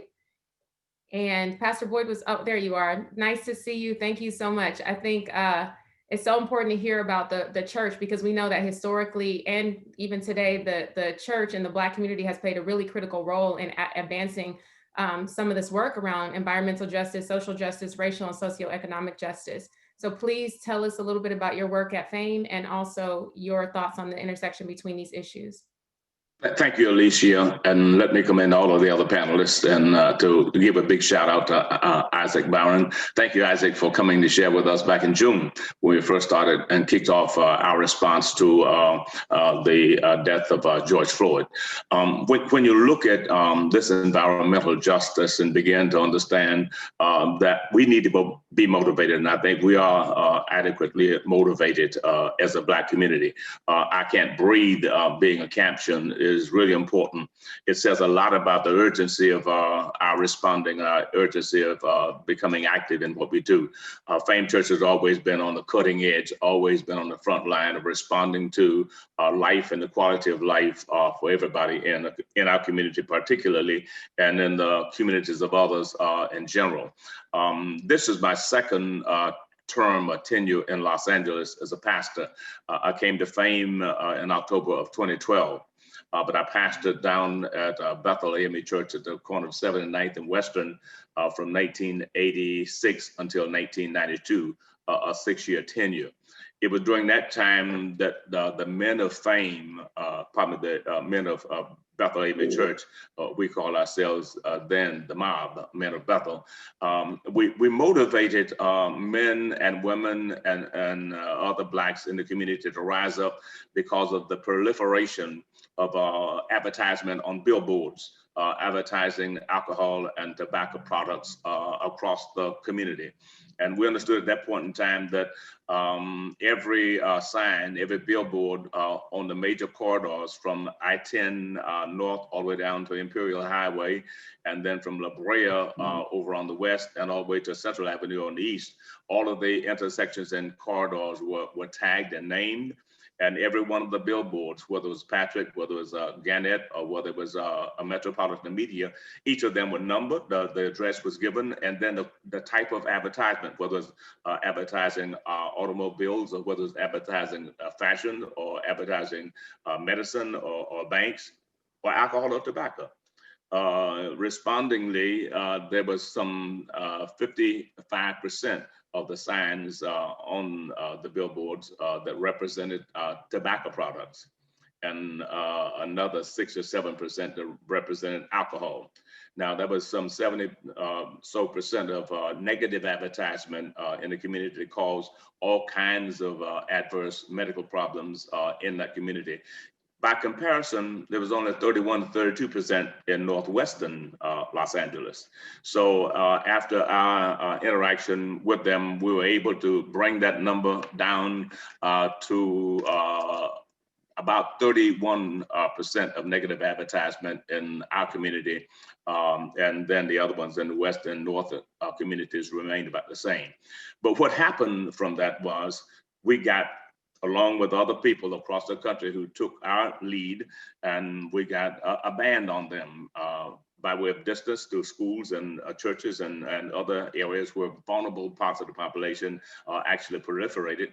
And now we don't see them at all. So it means that once we see an issue that causes death for us, when we find our life, our breath is being snuffed out of us, and we stand up and we demand a change does come. Air is so essential to every one of us because air brings about a cleansing and a purification of the blood. And the blood is so vital and so essential to our life. And if we lose our blood, if we lose the power of our blood, then life has been drained from us. And we see that our blood is being improperly used and improperly stifled because our air is cut off environmentally, economically, educationally, occupationally, medically, in our health area, and domestically. And how do we get these matters back in the fore? It takes the concerted effort of people who are concerned about it, people who have an interest in it, and also people who will come and join others and become a part of a critical mass to demand the coming of justice. So justice, as the Bible says, will run down like water, and righteousness will flow like a mighty stream. But no justice and no running down happens until there's an irrigation system installed. So we're part of the irrigation system creation, so that we can help the corridors, we can help those conduits to bring change in our neighborhoods and change in our community, whether it's in Sacramento with the Assembly or the Senate, or whether it's in Washington, D.C. with the House of Representatives or the Senate or other areas. These things are important. So FAME has always been essential in that movement, in that demand for change. And we know that environmentally, I agree. So often we see so many of the health illness and effects happening in our community disproportionate to what they are in other communities. If you look right now in the middle of this COVID-19, the coronavirus pandemic, we are 3 times the impact by way of infections and by way of deaths in our community, because our community, many members of our community are the first responders. They're the ones who are on the front line. They're those who are critically needed in society to keep it moving. So we are vulnerable. And that vulnerability has shown a disproportionate and inequity in the death and in the infection rate. So we need to stand up and begin to demand change. So many times, as has been said before, there are no trees in our community, or fewer trees in our community by comparison. So we are talking about the building not only of gardens and backyards, but gardens on rooftops and gardens in other places, so people can begin to grow their food. And when they can begin to grow their food and understand how delicate that balance is between planting and bringing to growth and then bringing to harvest or bringing to fruit is, then for them, life becomes essential. And the way they look at life would become different. The way they treat life would be different. So these things are vital, and they're important to our sustenance as well as to our economic survival. Looking at where we are economically, we're 10% of the economic strength of the average white family in America.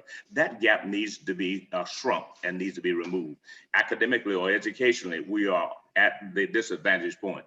We need to find ways of bridging that gap, getting our children, our young people essentially involved occupationally, making certain that every job that comes up, not just entry-level jobs, but jobs that have a living wage to them, that can help us not only to feed our family, but to make sure our children, the next generation, becomes better and economically prepared to survive than we have. And then on down the line. So we're on the front line. We're fighting as we always have, and we'll do that until that justice time comes.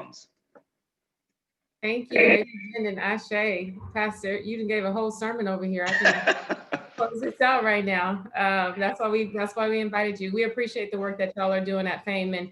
And yeah, I think you just really blended everything in so well together, right? The economic piece and the wealth gap, and the need for increasing awareness and education around these injustices in our community, so people can rise up and take action.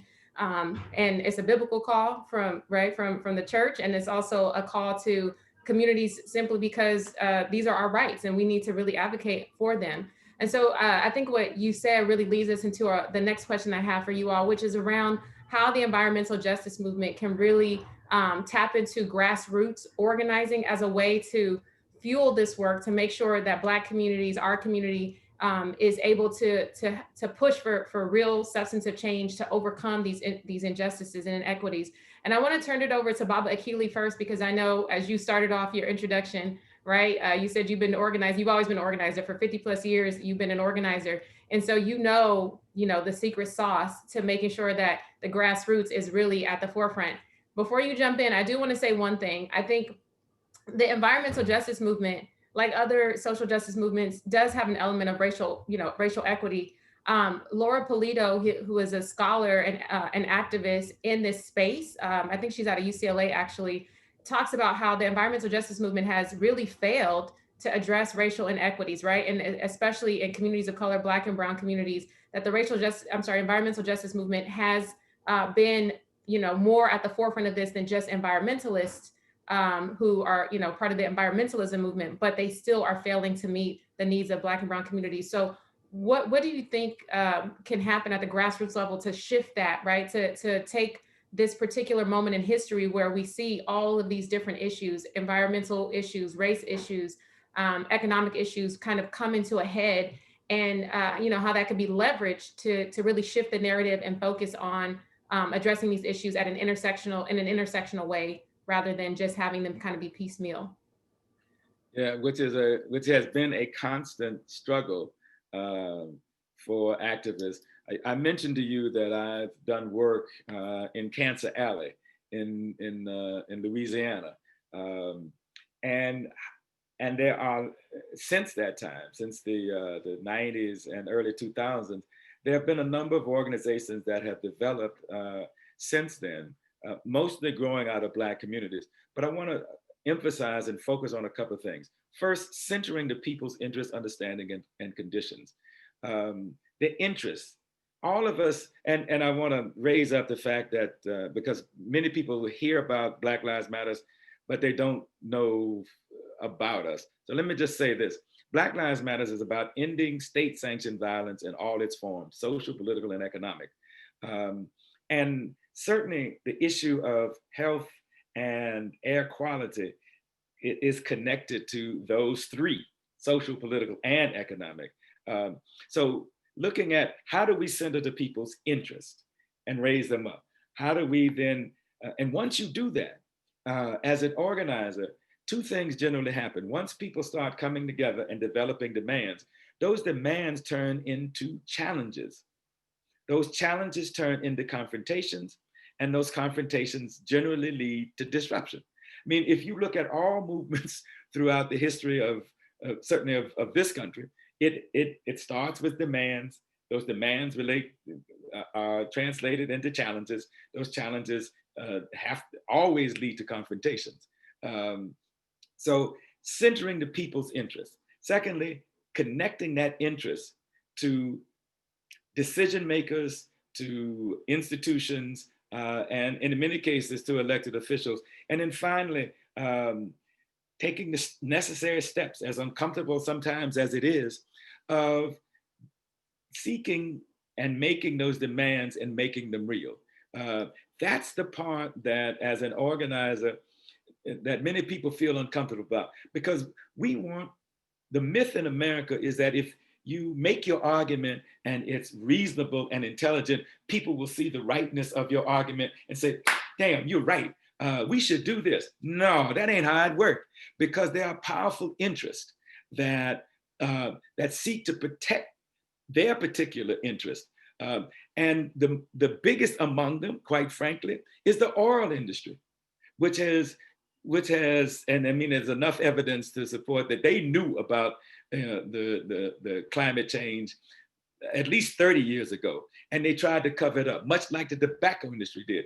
And so so centering in the people, centering their interests, developing the demands, and being willing to take the challenge ahead of us, and being willing to hold both elected officials and corporations accountable, and get them to make sure that they are accountable for repairing and remaking and developing the future, because we live on the same planet. So those are just some of the things, but it have to start with the people, has to start with their interests. Those interests have to be translated and developed into demands, and those demands have to be pushed forward.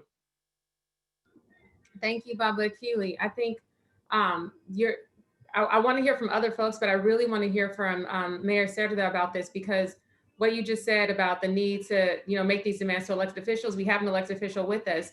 Mayor Cerda, what do you think what are the barriers to getting what Baba Akili just said to happen, where you have grassroots people who are pushing for these changes, and we're centering the voices of the community? Where's the disconnect? What are some of the ways that we could what are the barriers, and then what are ways we can help to overcome those barriers for the community to get those demands met?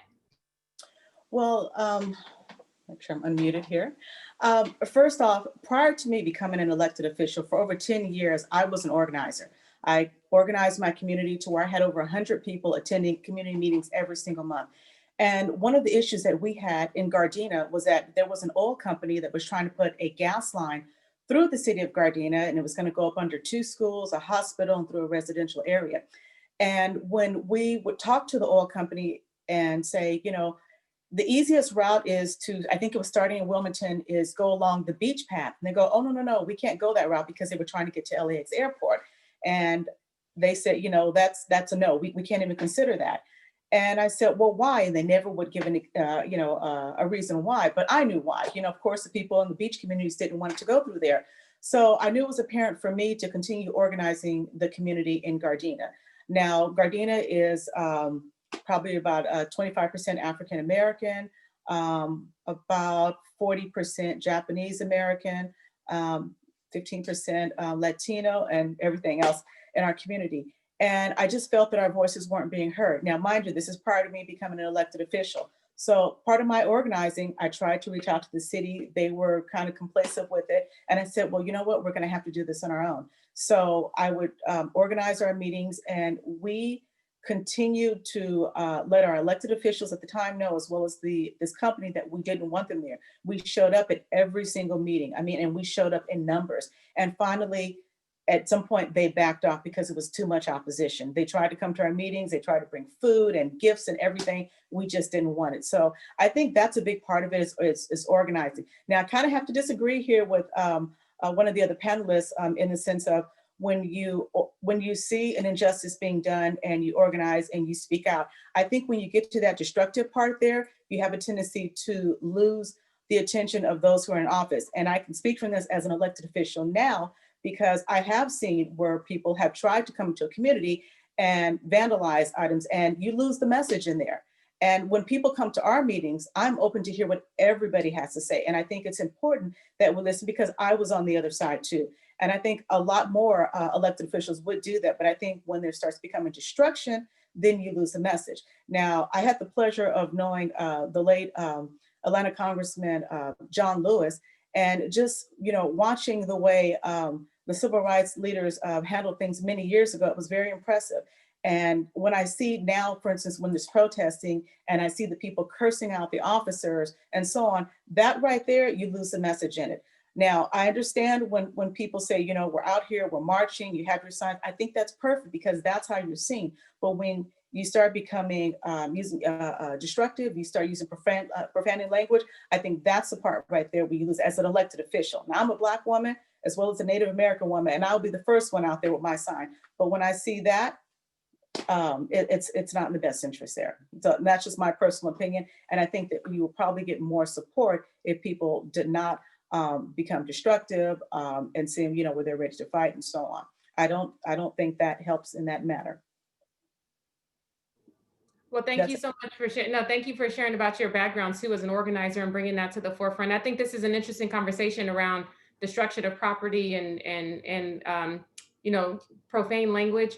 I don't know that I didn't expect that to go in this direction in this particular conversation. And I do think it's important for us to also lift up the fact, right, that if people are responding in destructive, quote unquote, destructive ways, or in using profane language, that I always push on people to ask themselves when they're responding with, well, people have, now you've lost your message, to respond with, well, what about the message that was sent when the police killed a person? Or what about the message that's sent when our communities are not receiving high quality, everything, right? Like Isaac said, name anything, we're not receiving it. And if we are constantly lifting our voices and pushing and saying, we deserve this, we are fully human, we deserve this, why is it that there's a disconnect that's made where people will say, I can't get behind you now because you cussed at a police officer, versus the police officer killed somebody, and which one is more, how do you weigh those things against each other, right? The police officer killing someone versus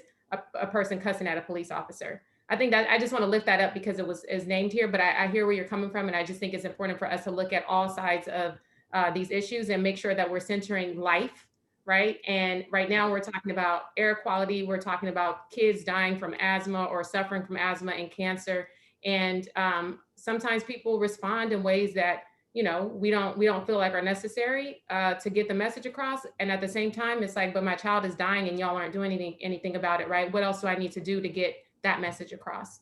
Right. So thank you. Thank you for lifting that. I want to, because we're talking about this, and I think a lot of what we're seeing right now in the movement, both in the climate change, right? Like young people are being involved in all of this, right? We see a lot of young people at the forefront of Black Lives Matter and advocating for change. We see a lot of young people who are also at the forefront of environmental justice. We had the youth who led, right before this pandemic, right? We had a youth-led global movement of young people saying, we need to shift this, we need the environment we need to take this over so we have a better world for ourselves. And I know, Isaac, you've done a lot of organizing. You talk about your research and the intersection between the organizing, the research, and building these movements. I want to hear more about the youth, right? How do you organize the youth? What do you think about the youth's involvement in this work at the intersection of racial justice, socioeconomic status, and environmental justice? And how do we cultivate them so that they're actually leading this movement in an even bigger way? Yeah, absolutely. And I can't go all the way into that without addressing where we just came from. And that is that there are many ways to drive change, and there are many different places that folks need to be. Dr. King said riots are the voices of the unheard.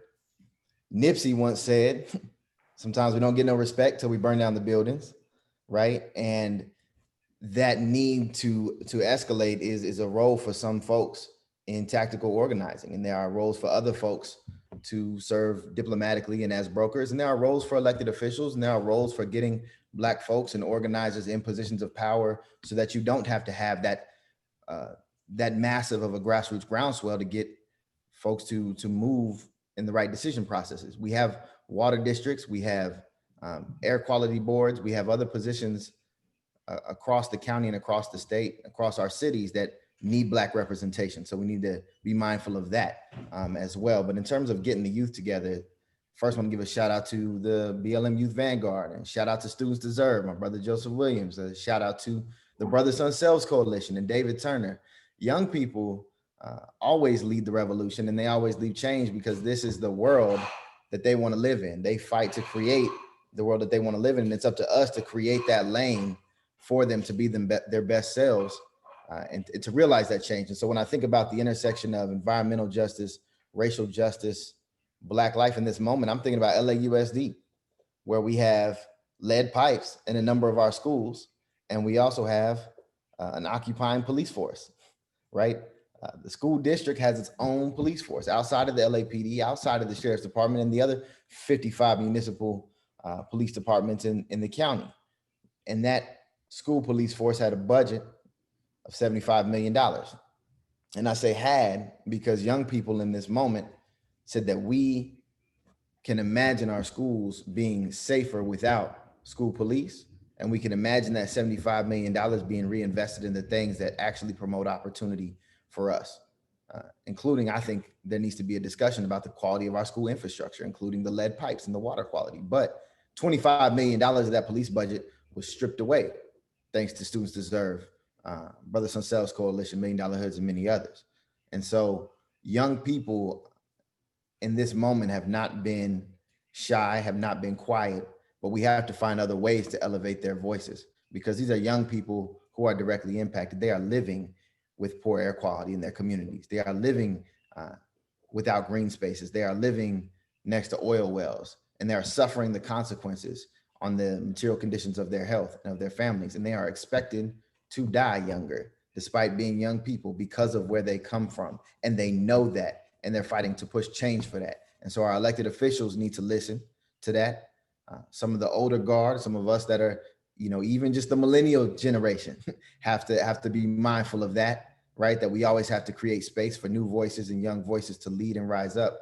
But I think fortunately here in Los Angeles, we're getting a textbook learning session on what youth organizing looks like because of Brother Son Selves, Students Deserve, Youth Justice Coalition, and many others. And so this moment is really special. And I think we have an opportunity to do the right things for our young people if we listen more intently. Yeah, thank you for lifting it up and especially highlighting the work of Students Deserve, the Youth Vanguard, Brother Son Selves Coalition, and the push that the young people made to basically defund the police and LAUSD. I think that's a really critical conversation that needs to be uplifted because the work that those young people were doing have been, they've been doing that for years. I've been over to LAUSD but I go out, I live near LAUSD, so I try to go out and support every time the young people are there. And one of the things I think that connects these two conversations together, Isaac, is one of the reasons that the youth started demanding the police on campuses to be defunded is because students were being pepper sprayed by LA school police on campuses, right? And so when you look at the fact that our communities, our children have higher rates of asthma and other respiratory issues, and you couple that with police on campuses pepper spraying students, then you have to see the connection between how Black children are treated in schools, which you don't see kids being pepper sprayed, you know, in Beverly Hills. You don't see kids being pepper sprayed on the West Side. You don't see that. You see that in our schools, in the schools where Black children and brown children are. And so again, looking at the intersection between these issues, I can't breathe. Literally, I can't breathe. I have asthma, right? I have bronchitis. I have whatever respiratory issue. And on top of that, I'm being attacked with chemical weapons by police on campus for, you know, whatever reasons. And so I hope that the folks who are watching this understand that there is a direct connection between these issues, between policing on campuses, between the environmental issues that our students are and our communities are facing, and why youth have such a critical voice and have an important role to play, because they're living these things at the same time. So thank you for raising those issues.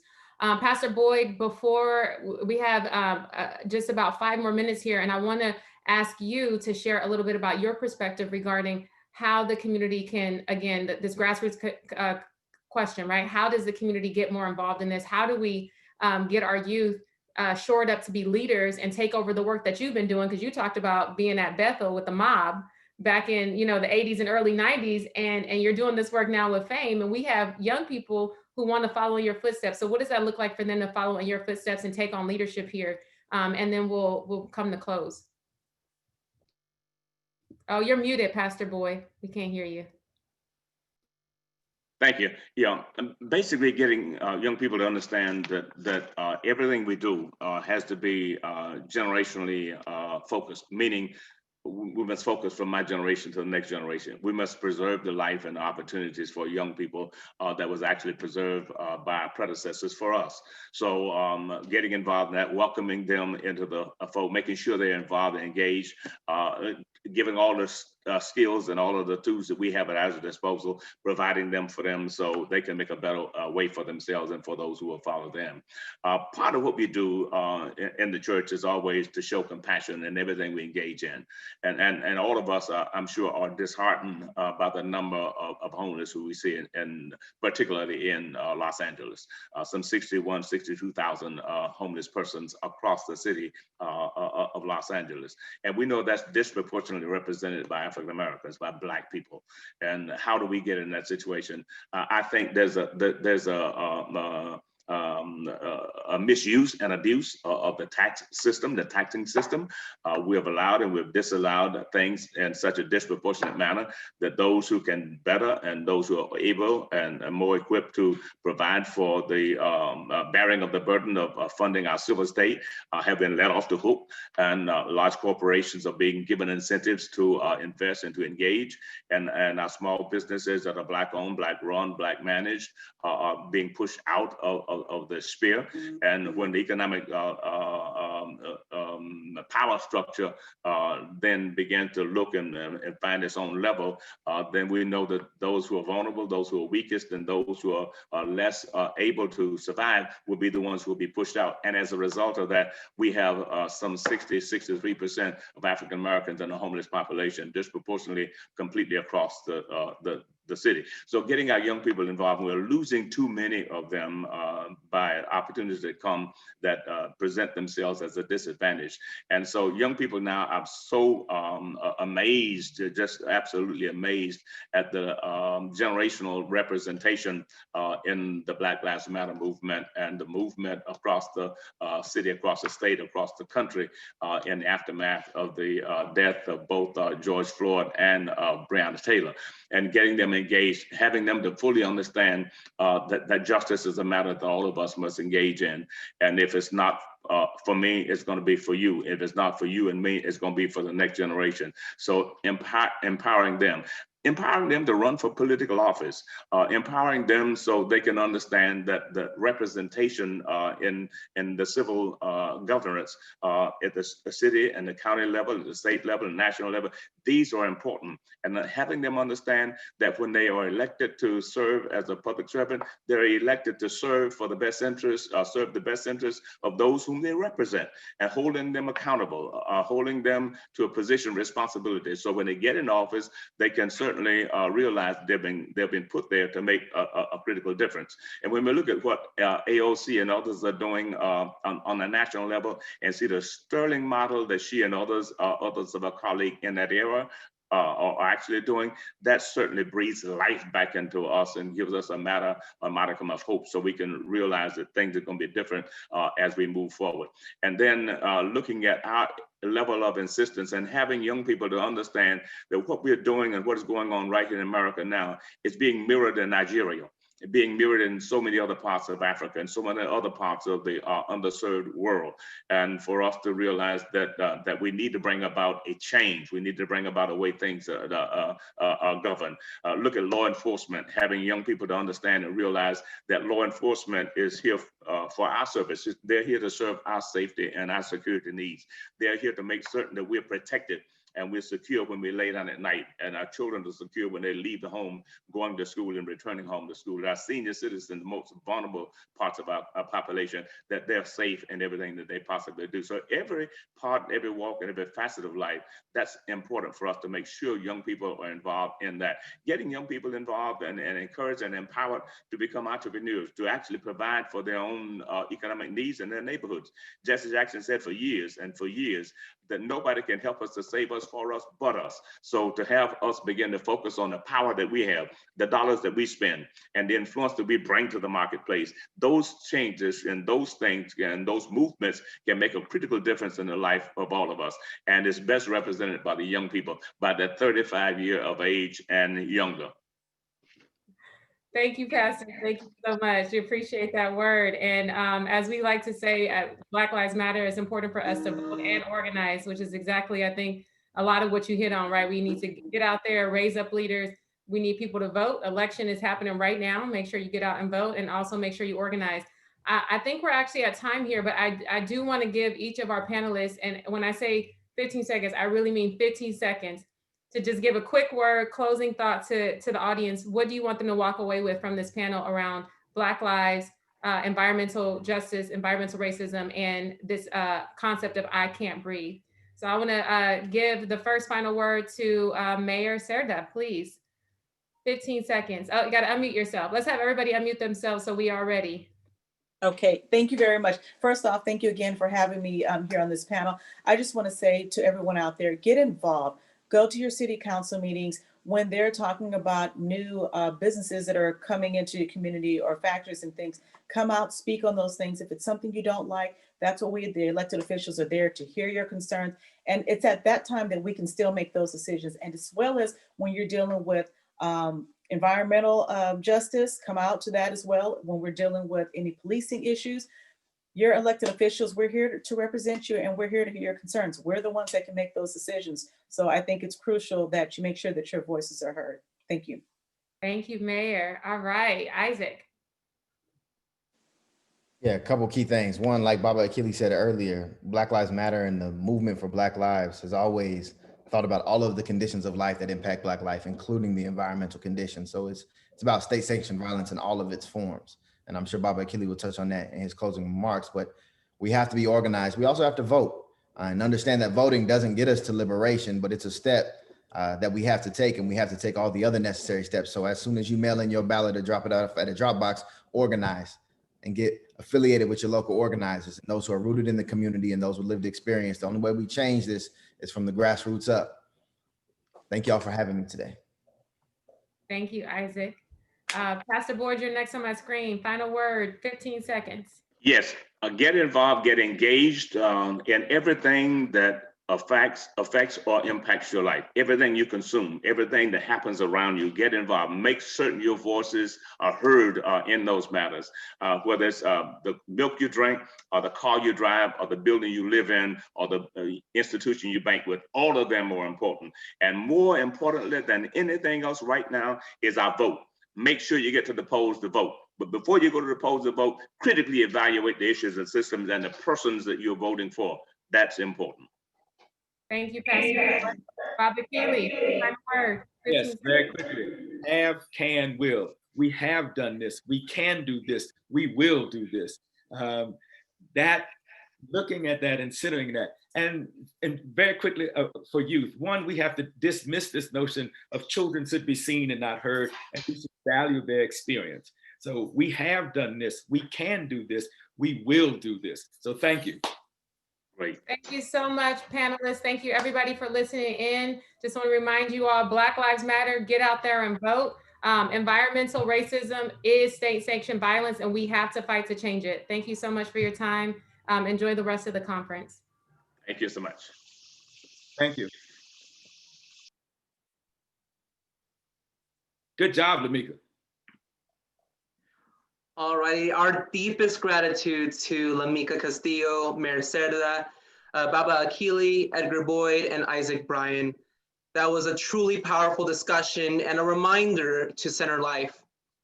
We appreciate your leadership in creating this lasting change, and I'm personally left very inspired to seize the moment and continue to advocate for our communities. We will take another brief 5-minute break before we continue our program. And we encourage you to take this time to connect with other conference participants or top off your coffee. Before you go, we would like to share more details about this year's giveaway. South Coast AQMD will be offering 2 sets of electric gardening tools, an electric mower and leaf blower. All conference participants will have a chance to win by being active on Whova. We will use a Whova leaderboard to determine the winners after the conference. Now, be sure to come back, as you will not want to miss California Attorney General Javier Becerra, one of the fiercest champions in the environmental justice movement. I'll see you when you get back.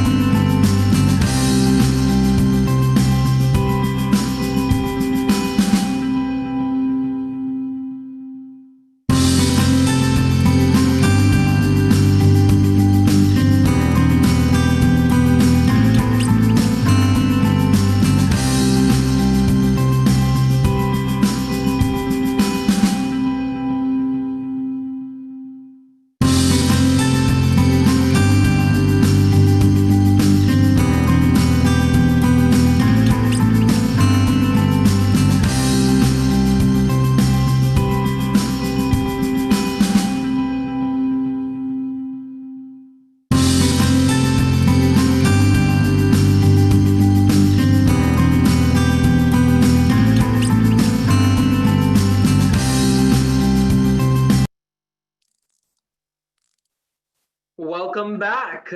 Now I'm very honored to introduce our next guest, Chairman of the South Coast AQMD Governing Board, Dr. William Burke. Chairman Burke is the longest serving appointee to the South Coast AQMD Board, as well as the longest serving chairman of the South Coast AQMD Board. He's an accomplished business and political leader in Southern California, and as chairman of the South Coast AQMD Governing Board, he has set in motion decades-long precedent-setting policy initiatives. He has led South Coast AQMD through the development of countless community programs, including the Environmental Justice Community Partnership.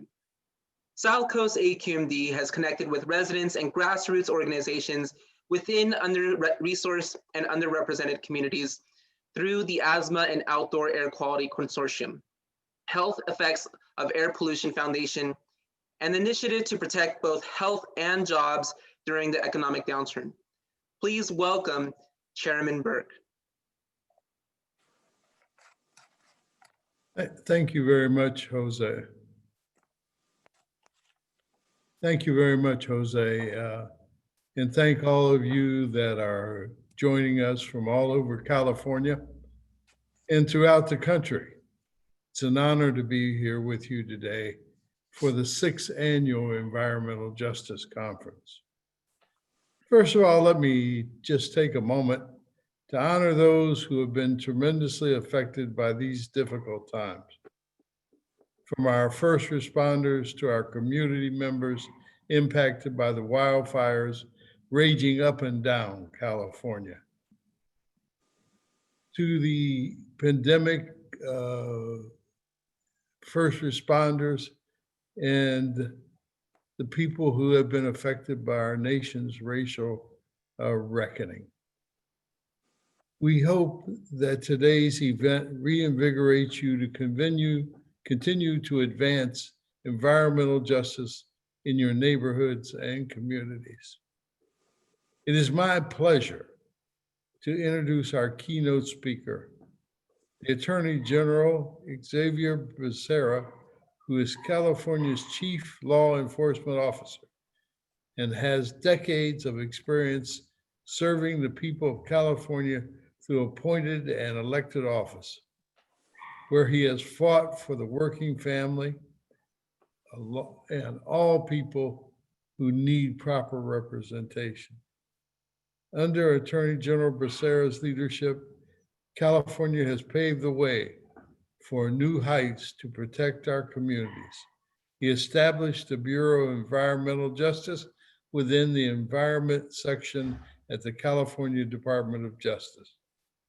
His efforts are designed to protect people and communities that endure a disproportionate share of environmental pollution and public health hazards. Attorney General Becerra previously served 12 terms in the United States House of Representatives, and while in Congress, he was the first Latino to serve as a member of the powerful Ways and Means Committee.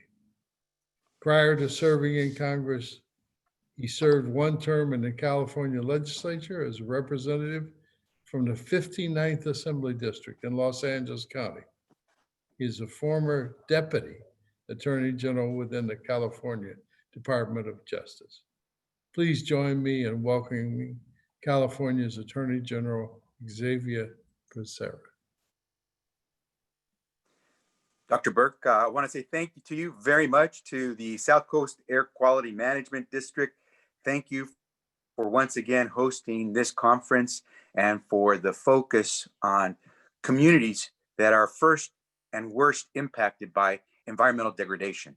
Our communities of color, our low-income communities, are the ones who suffer the consequences of our ignorance, of our neglect, of our surroundings, of our environment. And I am thrilled to have an opportunity to address all the champions of not just the environment, but of communities that want to see their kids grow up without asthma, of communities that want to grow up without having their neighborhood split by freeways, of communities that don't believe that they should have the waste incineration plant located in their backyard.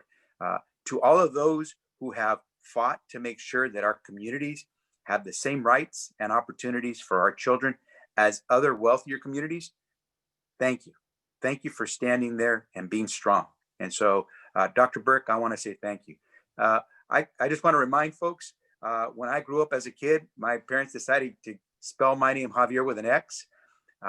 In Spanish, that's pronounced like an H, Javier. And so Dr. Burke, I like to mention to folks, I grew up all my life being Javier at home. I don't intend to change that once I'm out in the public. So Javier Becerra, and I'm very proud of that name.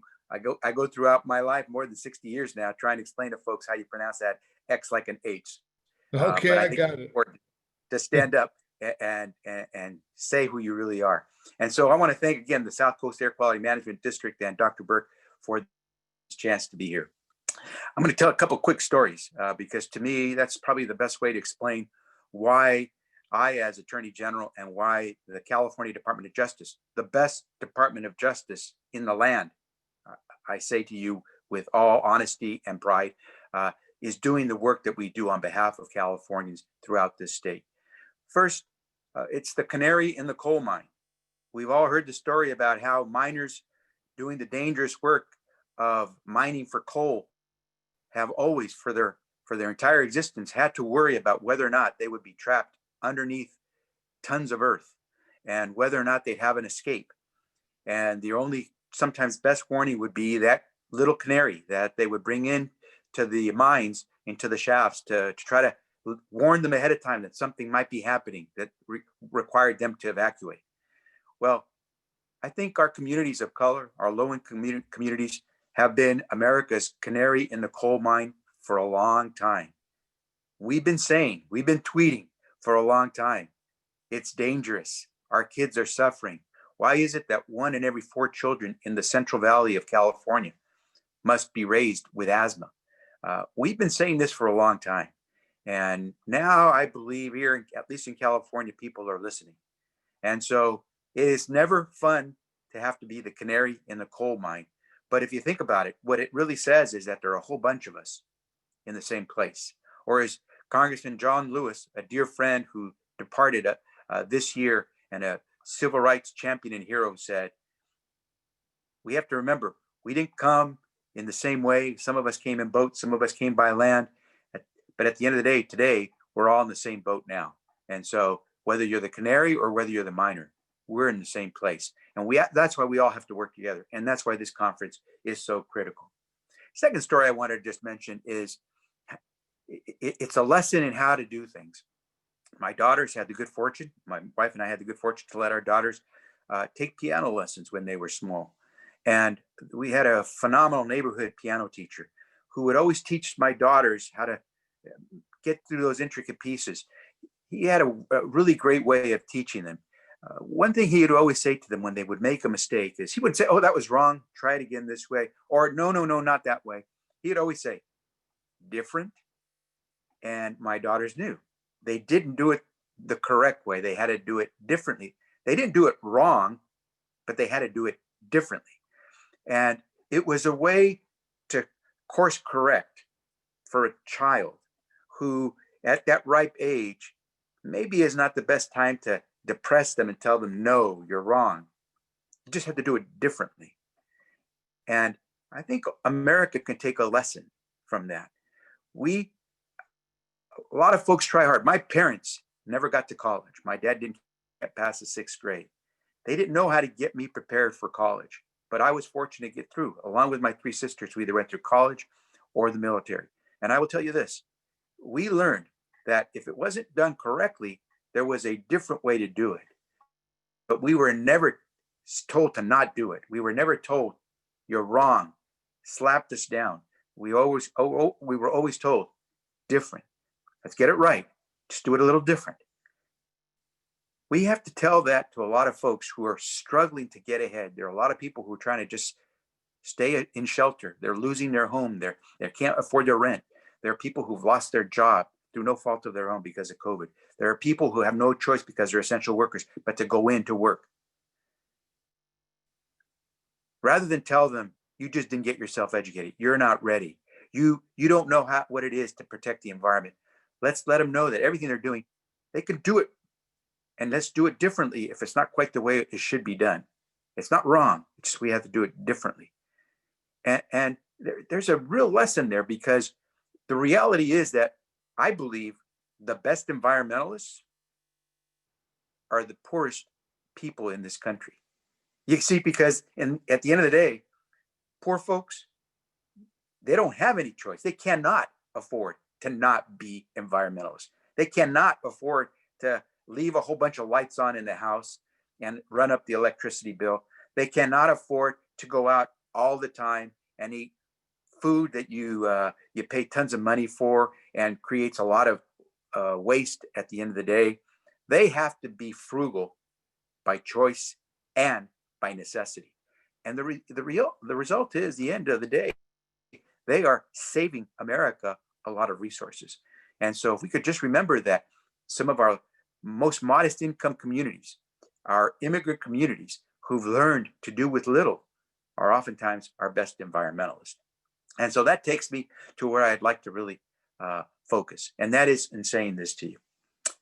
There are two powerful forces at work today. Regardless of what you think about what's going on in Washington, D.C., the two most powerful forces going on in this world, on this planet, in America today are Mother Nature and the rule of law.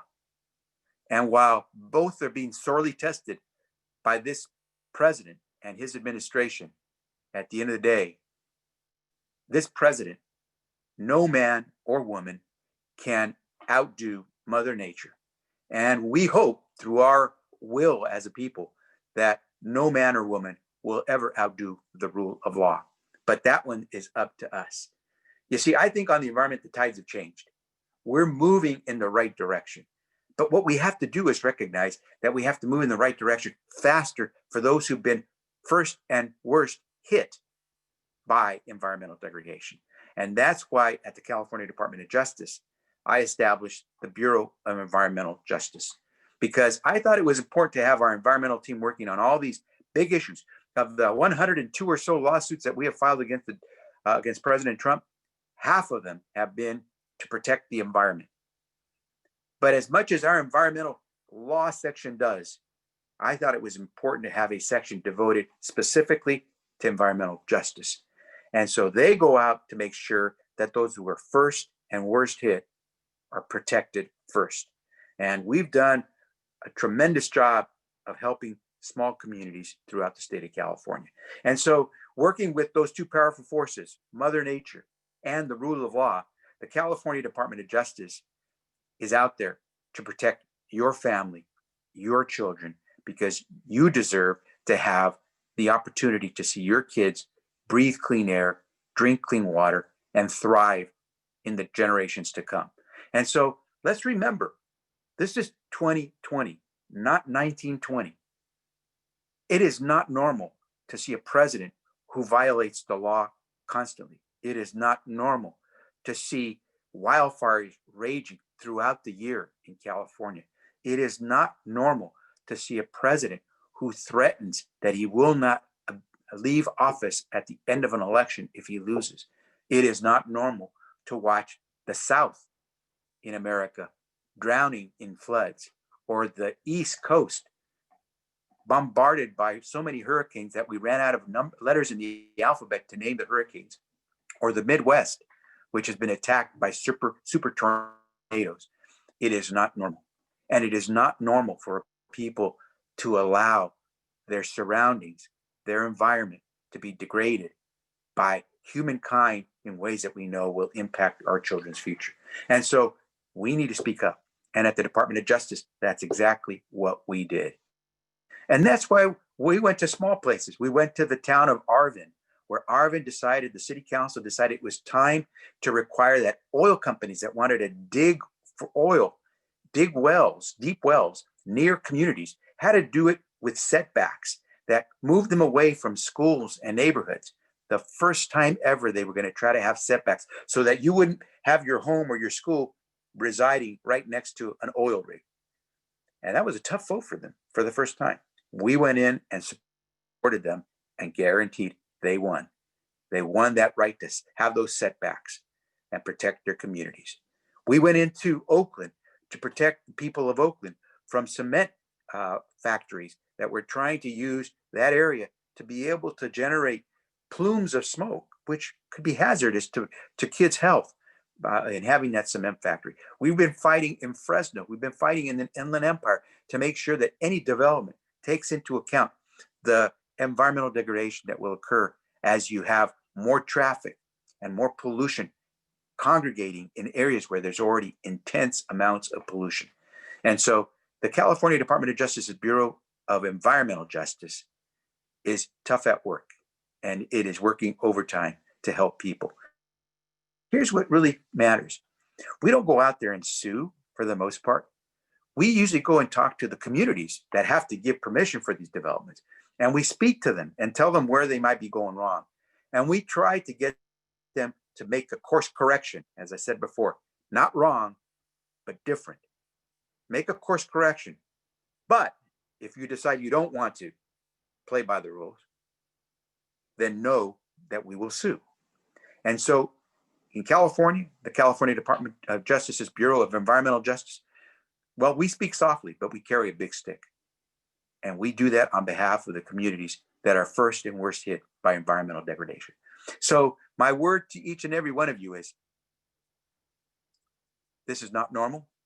We're going to fight to get our country and our state to a place where we can let our kids know life can be normal and you can succeed. And so here I say to each and every one of you, remind everyone that it's time November 3rd to send a message. We're going to restore normality to this country and to this state. And I urge you to do it as I once was told by a speaker.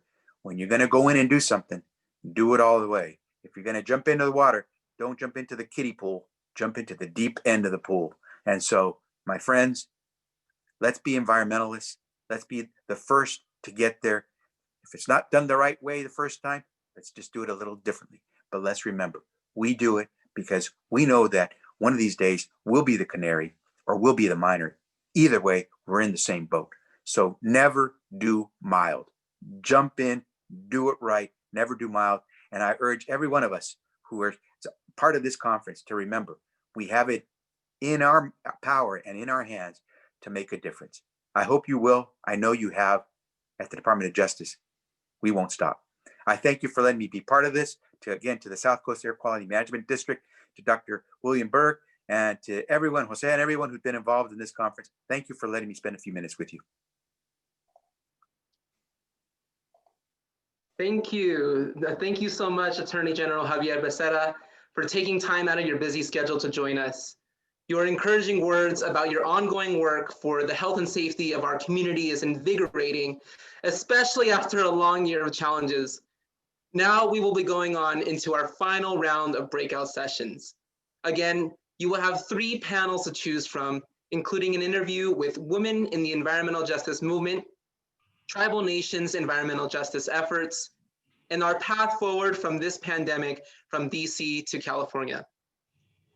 They're all great choices, but note you will be able to view the other sessions at a later time, as they are being recorded.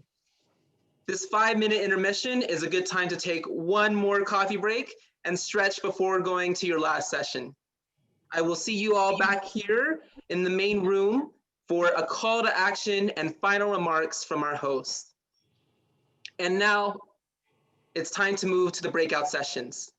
The 3 sessions include Forging a Path from the Pandemic, Bold Legislation for Environmental Equity and Recovery, Women in the Environmental Justice Movement, and a closer look, Tribal Nations on the Front Lines. Enjoy your sessions and see you back here soon.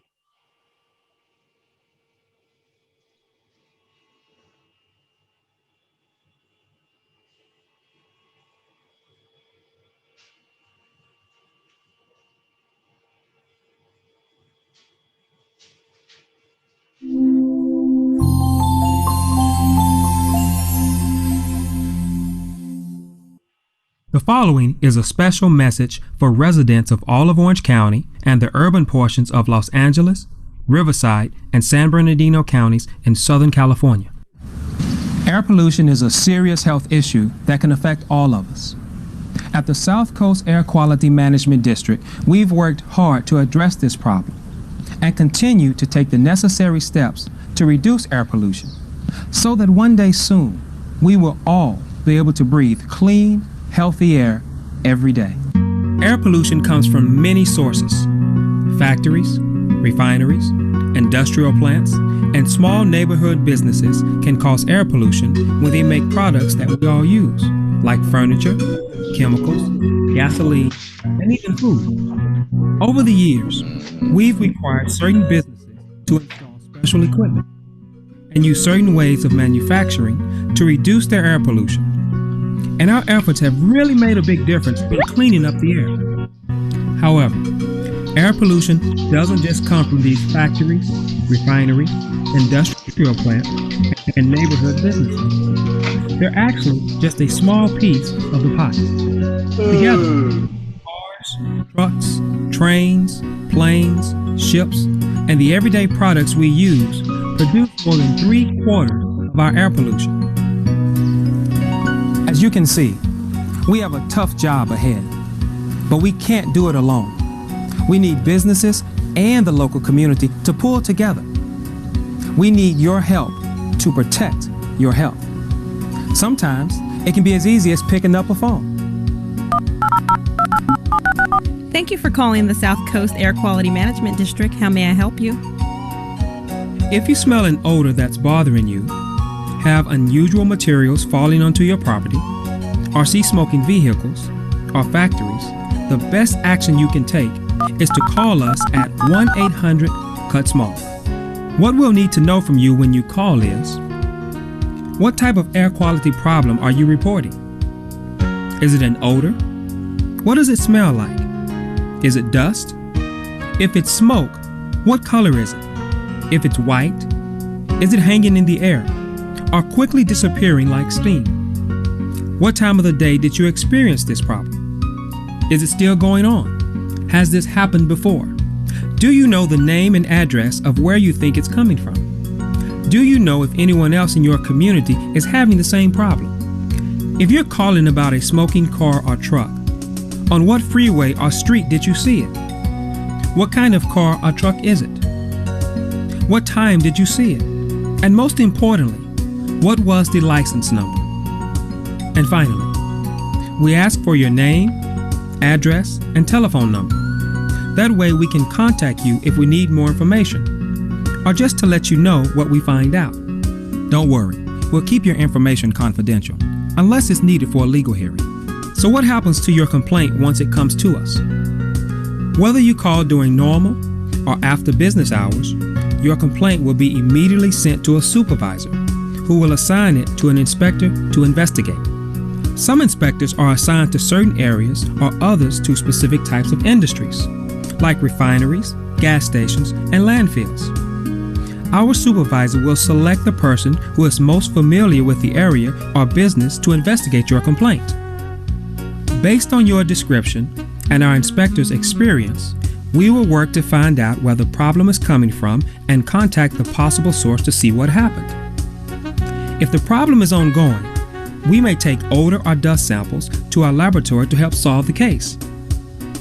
We may also ask you to fill out a complaint form. If we find out that someone has done something wrong or made a mistake that caused the problem, appropriate action will be taken to try to prevent the problem from happening again. Protecting your health is why we're here.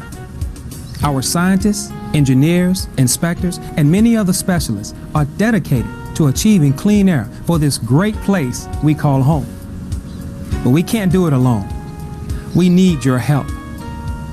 So give us a call anytime if you experience a problem, or visit us at cleanairconnections.org to find out more about how you can help us clean the air that we breathe.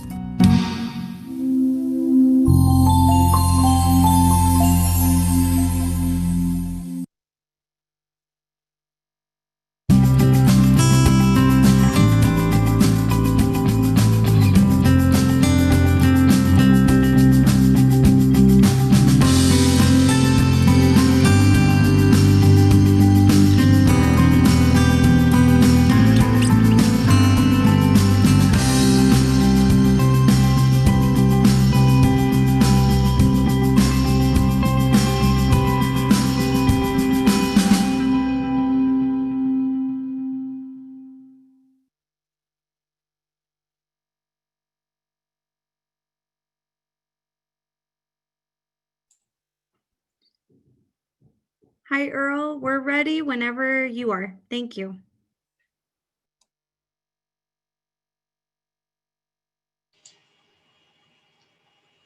All righty. Welcome back. It's now time to move to our breakout sessions. These 3 sessions include forging a path from the pandemic, bold legislation for environmental equity and recovery, women in the environmental justice movement, and the closer look, tribal nations on the front lines. Enjoy your sessions.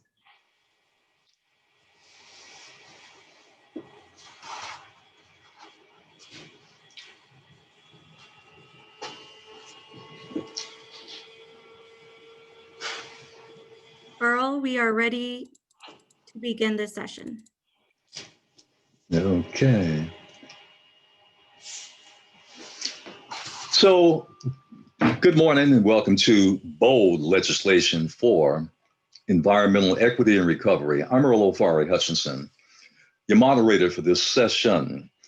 Before I begin, I'll briefly review some guidelines and general instructions for the meeting. Be aware that this video conference meeting is being recorded. By participating in this webinar hosted by AQMD South Coast, you unequivocally agree to authorize recording of audio and visual content presented during the live event and consent to a subsequent use of the recording in the public domain by South Coast AQMD. We're gathering questions from a couple of different sources this afternoon. We ask that you please be patient with everyone, as it may take staff a little longer to answer a question. Now that we have reviewed these housekeeping items, I'd like to share a little bit of information about myself, basically who I am. I'm an author, political analyst, and founder of the Los Angeles Urban Policy Roundtable. I've written a number of books on race and politics in America, and I host a Pacifica radio show, The Hutchinson Report. And on Mondays, weekly, I've been doing this for longer than I can remember, on the nationally syndicated Radio 1 Al Sharpton show. I co-host with him. And in addition to that, MSNBC, CNN, PBS, and a number of other outlets that from time to time I've done analysis for. So I'm honored to today to be joined by a very talented group of leaders from Congress and the state legislature who are here to discuss environmental justice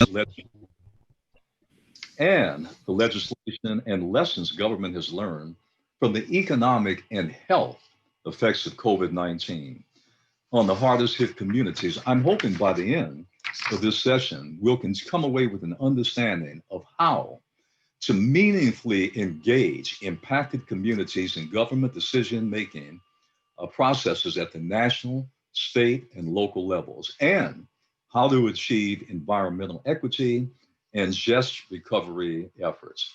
So one of our panelists, Congressman Raul Grijalva, was called away on, I'm assuming, very important congressional business. He was scheduled to join us today. But we do have certainly some very, very illuminating, politically influential individuals that are with us. So please give a warm welcome to our virtual panel. And they'll have about 3 minutes to provide us with an introduction and information on any topics they find important. So I'd like to open it up with Assemblywoman Cristina Garcia. And she has joined us today. And Assemblywoman Cristina Garcia, welcome to our breakout panel discussion. So any, in the 2 minutes that you have, actually you have a little bit longer because the congressman will not join us today. So you can take a little bit more time.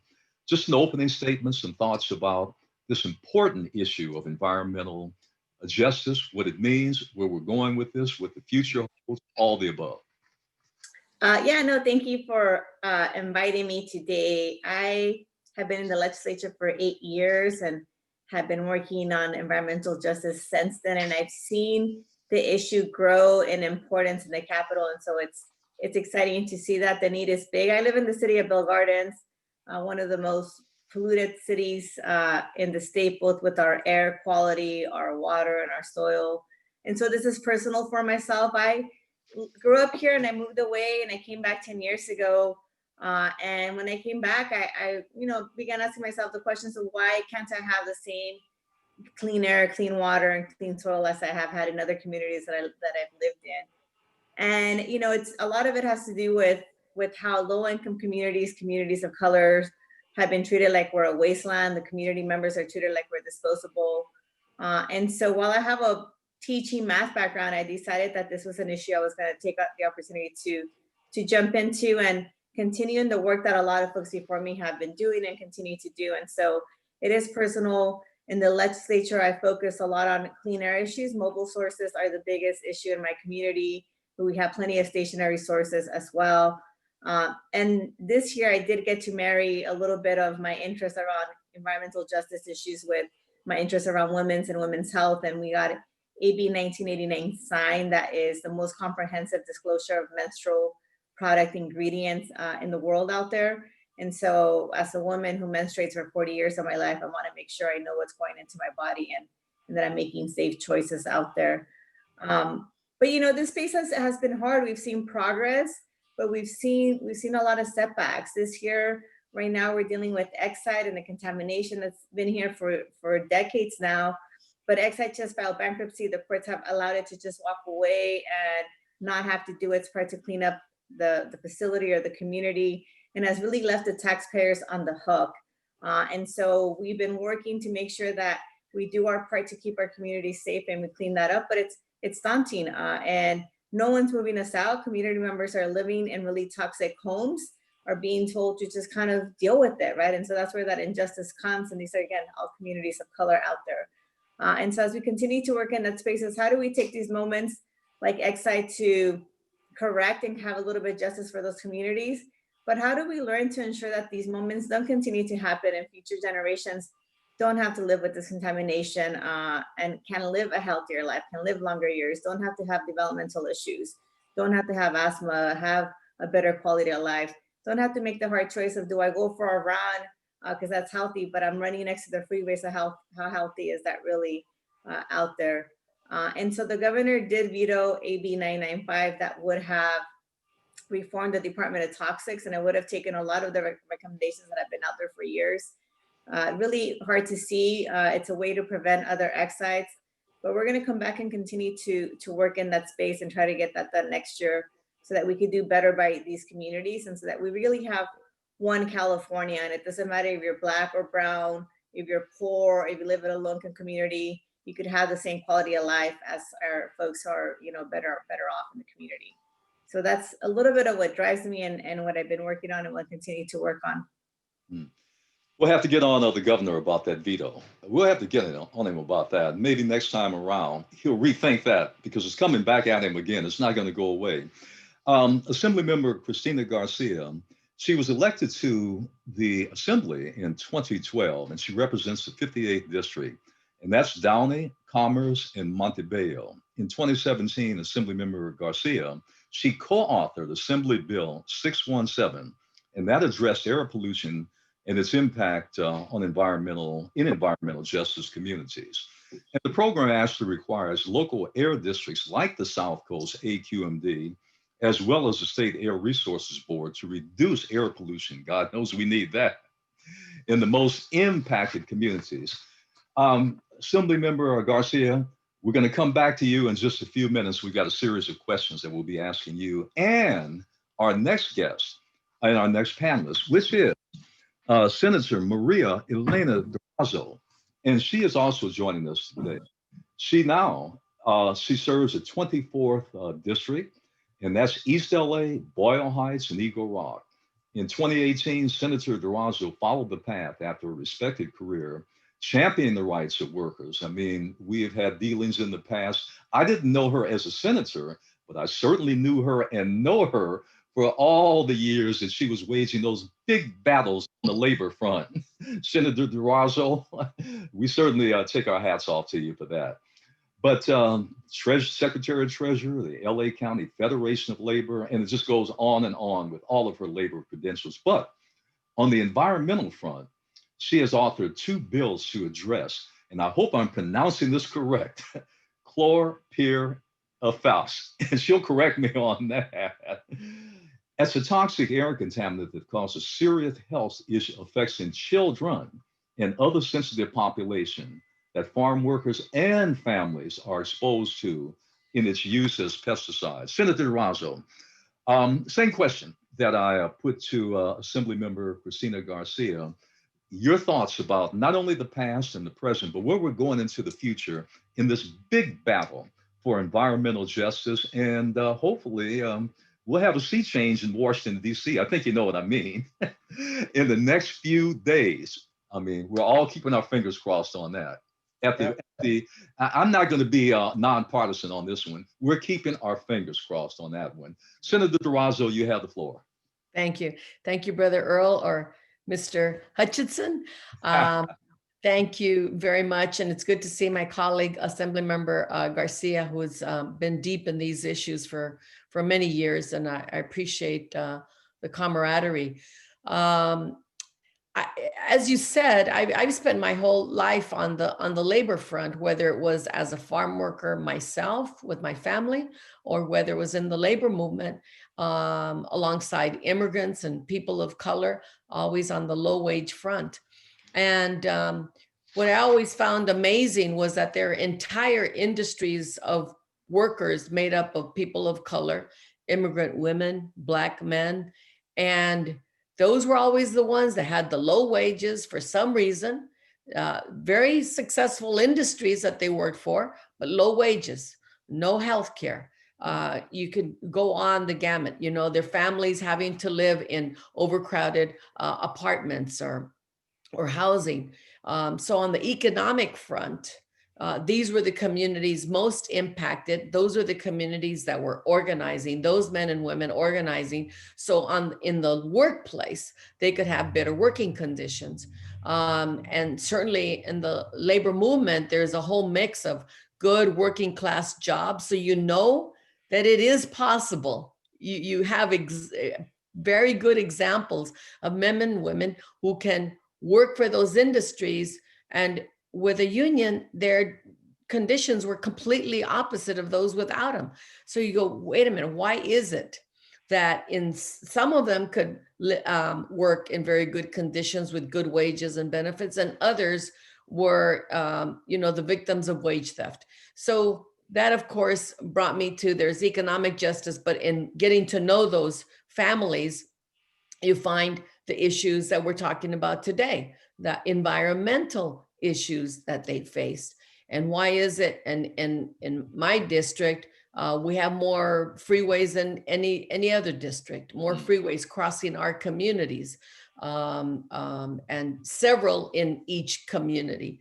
That obviously creates environmental, you know, contamination of our air. There was something that really caught my eye. The American Lung Association said on the West Coast, just on the West Coast, there's about 15 million people of color exposed to high levels of particle and ozone pollution, with a high concentration being in Los Angeles and Long Beach. Think about that. Of the West Coast, 15 million people of color exposed to these kinds of conditions. So you know, my frame of mind in coming to this is we have environmental justice issues that we have to attack more solidly. I know a number of people like the Assembly member who have been working hard, but it takes more of us to be able to get the results that our communities deserve. But there is a connection to economic justice as well. And we've got to address both of them, because the false myth that is presented to our communities is, do you want a job, or maybe a good job, or do you want clean air or clean soil or clean water? I mean, that's a terrible position to put our communities, and it's got to stop, because there is no reason in the world with our science, with our capabilities in this country, why we can't have both.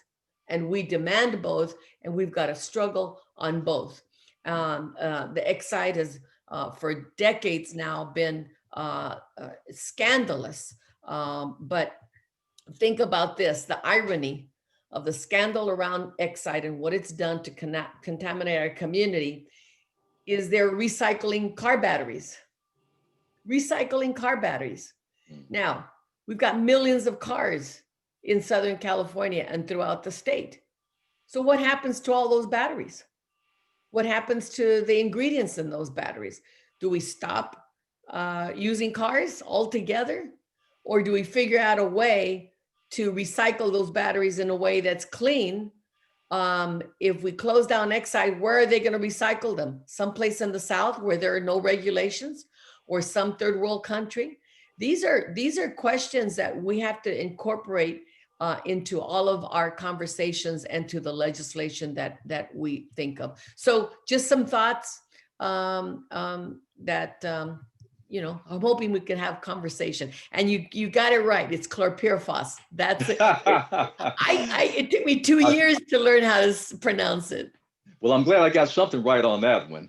But Senator Durazo and Assemblymember Cristina Garcia, you guys are getting a lot right on this one, and we're going to get a lot more right. So look, now we're going to get down to business, the real business, i.e. specifics. So I have about 5 questions I want to ask both of you, and we'll go back and forth on this. So Assemblymember Garcia, let me ask you this first. This year marks the 50th anniversary of the Clean Air Act. Now, that's a comprehensive federal law that regulates air emissions from stationary and mobile sources. And Senator Durazo, it will be the same question for you too. How has this policy shaped your work, specifically what you're doing in the Assembly, and Senator Durazo, what you're doing in the Senate, and beyond that, in the communities that you represent, and what still needs to be done? Assemblymember Garcia? So I don't know if this specific act has shaped the work that I do. A lot of it is personal. A lot of it is living, you know, 3 blocks from the 710 freeway here in my backyard, and a couple miles from Exide and other stationary sources. But I mean, I will say, you know, I know the history, and it has improved the air quality in my area, but not enough. I still live in one of the most contaminated areas in the state. I have 6 freeways that choke my district. This is not an exact stat, but I wouldn't be surprised if every constituent in the 58th district lives within like a mile of a freeway out here or closer. So I think the Clean Air Act sets a framework of the work that we're doing, but there's a lot more to do. And so I think we started to do some of that work with AB 617 that starts to identify hotspots. You know, I think when we look at the Clean Air Act, it looks at a region, but we're saying, you know, we know that across the region it's not equitable. We have regions that are more overburdened than others. Let's start to identify those. And so AB 617 starts to identify those hotspots and then starts to create community action plans and brings the community to the table. It's a new project. It's a new model. It hasn't been perfect. The air districts are dealing with this and working through this and trying to figure out, as are the community members along the way as we create something new. The problem with AB 617 is that we only have 13 communities, and we know there's many more communities than that need to be identified. We also know that we don't have a continuous source of funding to be able to do the incentive side of the policy that needs to go with the regulations to meet the targets, you know, in these plans to reduce emissions and have a healthier community. And so we need to work around that. I think we need to say, we know that these communities are overburdened. How do we stop overburdening them? But how do we go with what the senator said? How do we tear down that false narrative that it's either jobs or our health? And how do we create both? And how do we bring some of those good green jobs into these communities so that we can have health and jobs and access into that middle class and the American dream out there? And so I think that as we're looking forward, that's the work that we need to do, that we need to expand on. And so the Clean Air Act is, I think, a good framework, but you know, there's a lot of work that still needs to be done as we dig in locally into these communities where we have a concentration. I mean, when you look at my district, it's highly concentrated with people, with freeways, with pollution, and I'm part of that bigger region for the South Coast, but we get lost in that, and we live in the shadows of the city of LA, and oftentimes we get lost in the resources and they don't show up here very often. And so how do we make sure that these most impacted communities get to the front of the line? And that's where we're putting our main focus on, both on cleaning it up, but in creating those jobs like the senator said. And so I think that that's the work that we still need to do. And for me, it's both I live here, but I've heard that false narrative that the senator talks about jobs versus health. And, you know, it's a narrative that I refuse to accept. And it's a narrative that I want to think that California, being such a progressive state, a state of innovation, can walk away from and give us the option to have both. Senator Razo, and just piggybacking up on that, and again, the first question back to the Clean Air Act, you know, you mentioned a little bit earlier, you kind of dovetailed into that when you talked about the recycling of cars, the batteries, and all of the tens of thousands of cars that we do have on our freeways and streets. When I look to the east, I'm to the west of you. When I look to the east, East LA, Eagle Rock, the area that you represent, Boyle Heights, and actually driving through there on summer days and summer, especially summer and into the fall, we see those banks of pollution. I mean, pollution, sometimes you can't even see on some days. So the Clean Air Act is very, very relevant, even though we know someone, and I won't mention his name, and the bunch around him is doing everything they can to gut that Clean Air Act. If they had their way, there would be no clean air. The Durazo, same question, 50th anniversary. Might want to expand a little bit things that you are doing right now and you intend to do in the future to bolster the Clean Air Act and make it a reality for your constituents. Well, I wished I had a specific longer history in the actual practice of it, but one thing that I understand that it did, which we should all be very grateful for, is that set a foundation for air quality standards. And that had never been done before. And so to have that across the country is a really great place to be at. The question then becomes, for air quality standards, the question that becomes is, what's the practice to ensure that in fact it gets carried out in each and every single one of our communities, like no matter where people live? And I think that's, of course, what we're finding, that in practice, that the issues like monitoring and enforcement and getting those bad actors, it just doesn't work the same in communities of color. And so there's something missing, very important that's missing, that we have not yet addressed because it is uneven as far as doing this. It's also was something that connected, these regulations of air pollutants to our public health. And that's I think, an important connection, because it's not just a work site or a facility issue. It's actually something that when we address, is looking out for the public health of everyone. So the standard was good to establish, but we have to do more, obviously, with monitoring and enforcement of air quality. So my bill, SB 86, which was over the 2 years since it was the first bill I introduced in my first year. And it was really important because here you have, again, these communities of farm workers, and the impact was more severe on pregnant women, because the damage that it did to the baby's brains was something that could never, you could never address it in the future. It had permanent brain damage. So as a result of our pushing for this bill, there was a partial ban on chlorpyrifos. And this was something that should have been taken care of, or the Obama administration tried to take care of. They did ban it. And then the Trump administration came in and said, no, it's okay, we don't have to. And so they're backtracking from the ban on chlorpyrifos. New York City did something around it as far as the use of chlorpyrifos.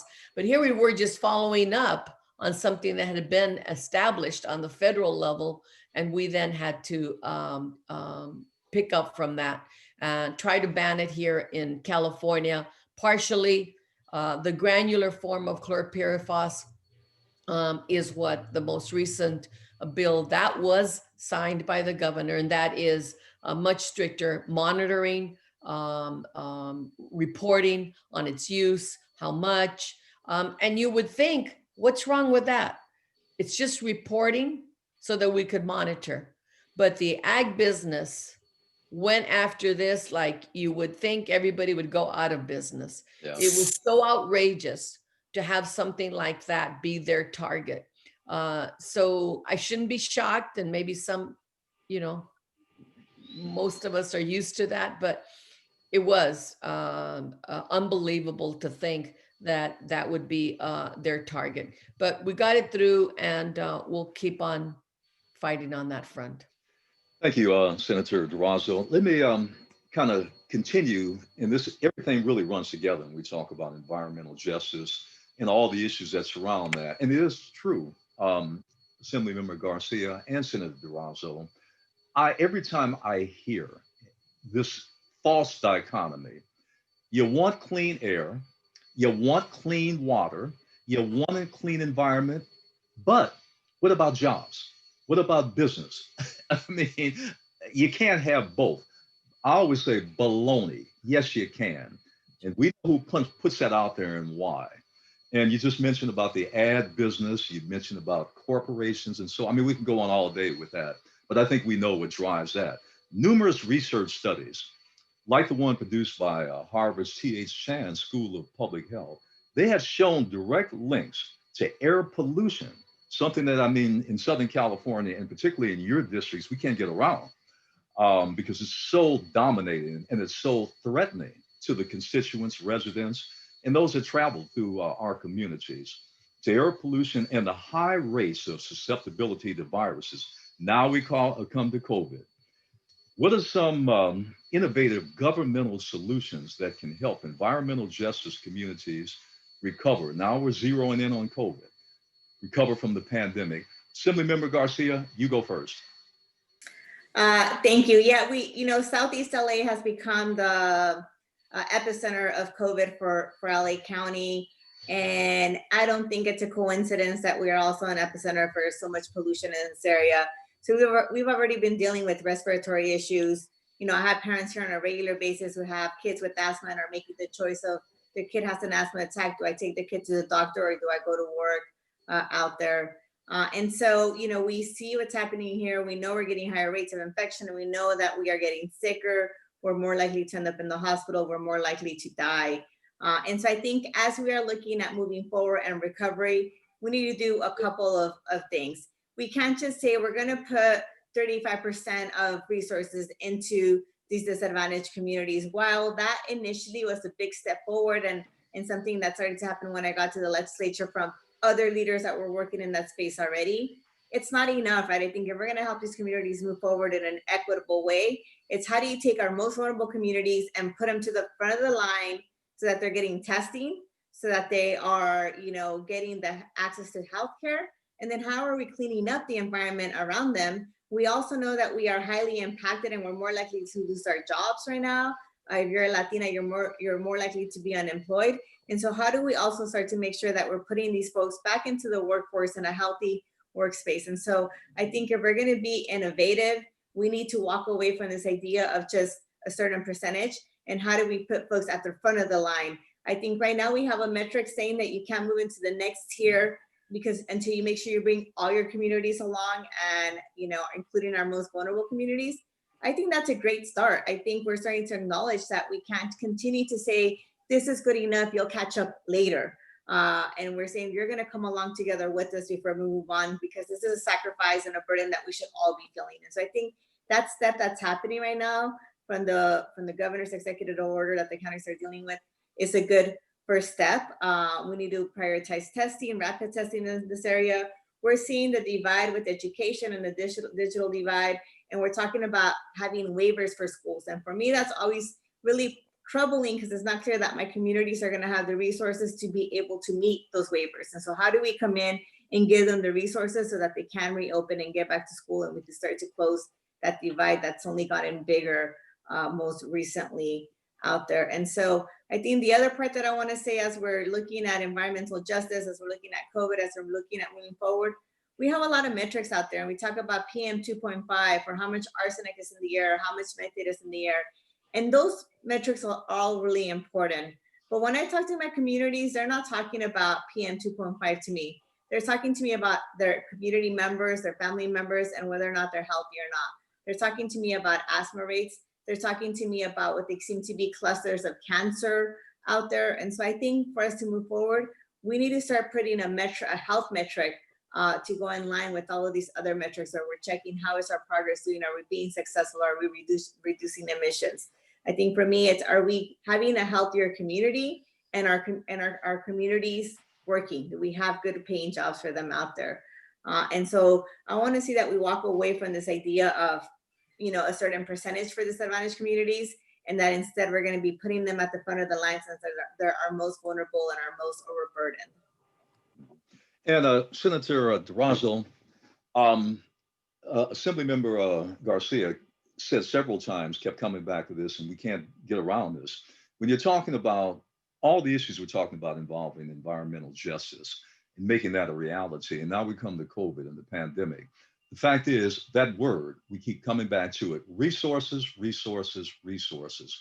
We know Assemblymember Garcia and certainly Senator Durazo, anybody that's paid any attention to this whatsoever, knows that communities of color have been hit hardest. I mean, beyond the shadow, there's not even a debate about that, have been hit hardest by the pandemic. I don't know why that should surprise, than any other community. So we come back to identification, resources, treatment, all the things that we need, facilities, identification, getting ahead of things on this. So Senator Durazo, it comes back to that.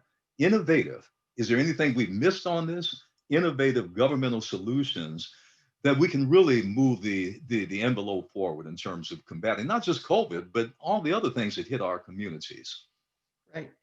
Well, I'm sure, Brother Earl, you've heard this so many times because of the work that you do in your contact with so many leaders and activists in our communities, that the lack of resources before the pandemic has exposed the inequalities in our community. And so my colleague is correct. It's not a matter of equal resources. It's equitable resources that really go after the issues. And that this pandemic has worsened the conditions, but the conditions were already bad to begin with. Right. And we have been trying to address those bad conditions prior to the pandemic. So as an example, I've been trying to move the expansion of Medi-Cal to undocumented. So my colleagues before were able to get this, and we eventually got it to cover poor people up to the age of 26. Couldn't get it to cover seniors, undocumented, low-income seniors, not eligible for Medi-Cal. So the pandemic happens. Who were the most vulnerable? Seniors. Yeah. We could not get a response about those seniors being, go out and have outreach directly to them. Of course they were scared. Why would they go to a doctor that they couldn't afford to pay for in the first place if they had any kind of symptoms of COVID-19? They couldn't do it. They wouldn't do it. They were undocumented, but they were seniors. They should have been doing it. So that's a good example. The other is they work in industries that where the conditions, there's no or very little monitoring of those working conditions. So you see one garment center downtown where somewhere close between 300 and 400 cases, positive cases, and 4 people died in one location. 4 people died. So what were their conditions in the workplace? And then what were their conditions when they went home, where they face overcrowding? So housing becomes an issue. Well, we've been battling on that front. And as a result of COVID-19, it's even worse, because no matter how much they try to abide by the health protocols, and everybody says 6 feet, 6 feet social distancing, do this, do that. How can you do that if 2 families live in a 1 apartment building? Seriously, How can we expect that? They're doing their best, but they do not have the resources to follow the health protocols the way it should interest all of us. It should interest all of us. And then another example is documentation status. So if they lost their job, like in the hotel and restaurant industry, if you lost your job, what do? If you're undocumented, you can't go apply for unemployment, even though you and your employer have been paying into the system. You can't apply for unemployment. So you weren't eligible for the federal stimulus package, relief package. So what do you do? What do you do to put food on the table? What do you do for your family? There's no access to the safety net, the digital divide. So I think what's really important about this pandemic is that we can't even begin, we can attempt to solve all the issues it's raised and created, but it was these other conditions prior to the pandemic that has so dramatically worsened the conditions in communities of color. So these are health issues, these are economic justice issues. What do we do about it? We expand Medi-Cal. You know, that's not innovative. I'm sorry, brother, it's not innovative, but it has to happen. You know, the safety net has to be for everybody, not just for some people. I mean, these are basic things that we should be working towards. And then I think the issue of jobs. We can create so many more millions of good paying jobs if we put our mind to it. And several people, my colleagues, have worked on this, but we have to put far more focus on it as well. And you know, and that's true because let's flip it on its head about that dichotomy, the false dichotomy, jobs versus the environment. No, the right way to look at it is expanding, creating opportunities, and making sure environmental justice is a reality in these communities. Actually, when you really think about it, is to the benefit of business and industry. It can create jobs. It's been shown to do that. So again, you know, they're really selling some hot air on that one for political purposes, but there's no dichotomy. Now we come to the third question, which actually kind of blends this question about jobs versus the economy. And I heard it a lot. When Governor Newsom, when he signed that executive order that bans the sale of new gas cars and diesel trucks in the state by 2035, you know, a lot of business groups went ballistic on that. Wait a minute, you're talking about knocking out Detroit, knocking out Japanese and German and everybody else, all the other car makers in the world. Here we go again: jobs, the economy, versus, of course, clean air, a clean environment. So the question: what do you see, Assemblymember Garcia? Again, what do you see as the ripple effects of this policy? We've already seen some, the blowback to it, and also the naysayers that say it can't be done. I mean, we hear a lot of that, but anyway, I want your take on that. And how will you help your constituents in the districts you represent and the community in general to prepare for this transition? It does seem like 2035 is a long way off, but the way this world works, as you well know, you look up one day and my God, it's here before you know it. So Assemblymember Garcia, your thoughts on this?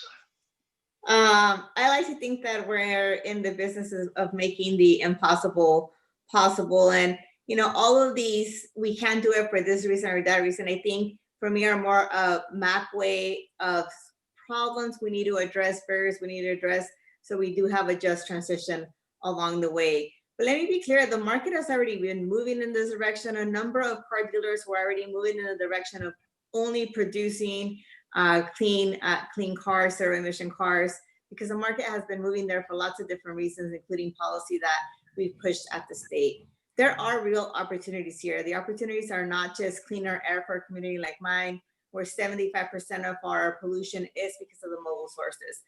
There are job opportunities. Who's going to service these cars? The maintenance behind them, I think, is a place. And so how do we start to develop the workforce that we need, you know, and how do we start to transition the workforce that we have into these spaces?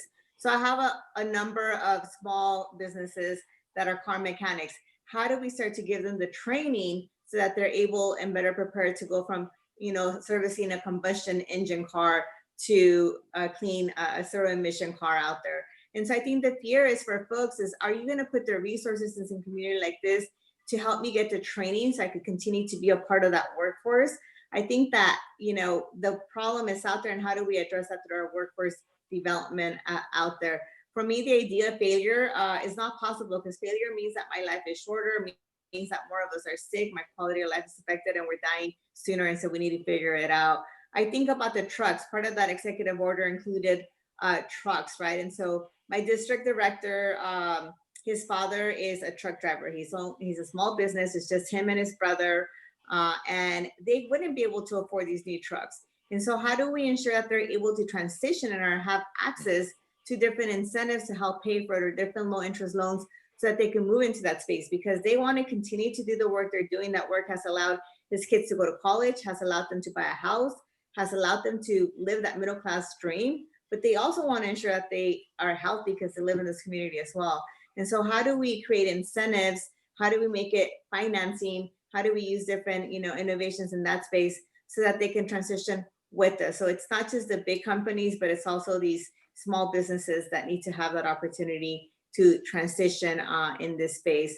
The executive order, I think, gives us a goal and gives us deadlines and sends messages to folks out there. I think through the legislature, we have to then work on how do we make sure communities come with us and we don't leave anyone behind, and we are helping with that transition, right? And so how do we make sure that these jobs are here locally, both in the building of these trucks or in the battery recycling that's gonna have to happen for this stuff, and doing it in a safe way though. How do we make sure we have the folks that can service these vehicles out there? And so I think that there are real opportunities out there. It's ensuring that we help with the just transition, and that we're seeing those opportunities in these communities that so need that economic development out there. And so what I've told folks out there who are saying, no, this is impossible, it's like, what's the barrier that you see? And then how do we work to overcome that together? Because if we put our will together, it is possible. Status quo is not something we can accept. The status quo continues to tell part of California that they're second class citizens and that they don't matter, and we continue to dispose of them. And so I think if we're gonna have a just society, we're gonna have the type of society that we promise to all, we have to figure it out. We have to move forward with that. So Senator Durazo, I'm gonna ask you now, get your crystal ball out. Here we go, we're in 2030, I'll say 2036. You cannot go out in the state of California, you cannot buy a new, and that's significant now, because that means a lot of those old cars, you remember Senator Durazo, you talked about a lot of batteries, a lot of leaky batteries, a lot of environmental stuff out there, they'll still be around. 2036, you can't buy a new car, and you can't buy a new diesel truck. So having said that, I know you have that crystal ball polished off. What do we do? Where do we go from here after that, going forward? Or maybe even going backward? Well, we'll have to go back as well. So I want to give you an example. In 2008, when we passed, I guess it was Measure R was our first one to increase the sales tax by half a penny for our public transit.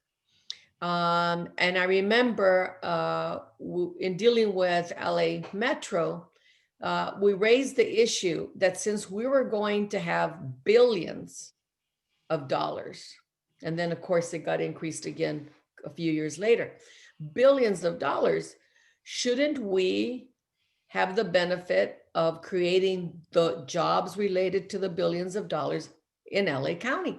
Since it was LA taxpayers, we're gonna put up the money. And the reaction was just amazing to me and surprising. What are you talking about? We don't do that kind of manufacturing here. That's done in China. That's done in Germany. That's done in France. We don't have companies that do that here. It was as if it was impossible to have good manufacturing here and expanding it, as if we were going backwards or something in time. So We fought hard, we pushed hard. As a result, 2 plants were built in Northern LA County in the Palmdale, Lancaster area. Today, there are close to, I think, somewhere close to 2,000 jobs. The BYD and Kinkisharu. They are assembly, so we could do better. We could do even better. One is for the electric buses and one is for the trains that are used. So we have to change our frame of mind that manufacturing is a good thing. We've held on to some of it, although a lot of it has left the country. But we're going to invest in infrastructure. We're going to invest in clean cars. We're going to invest in clean trucks and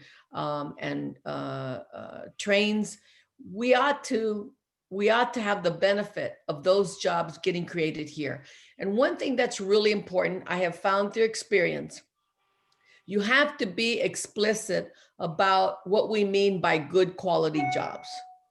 The market doesn't do any good. You know, they say, well, leave it up to the market. I'm sorry, but BS.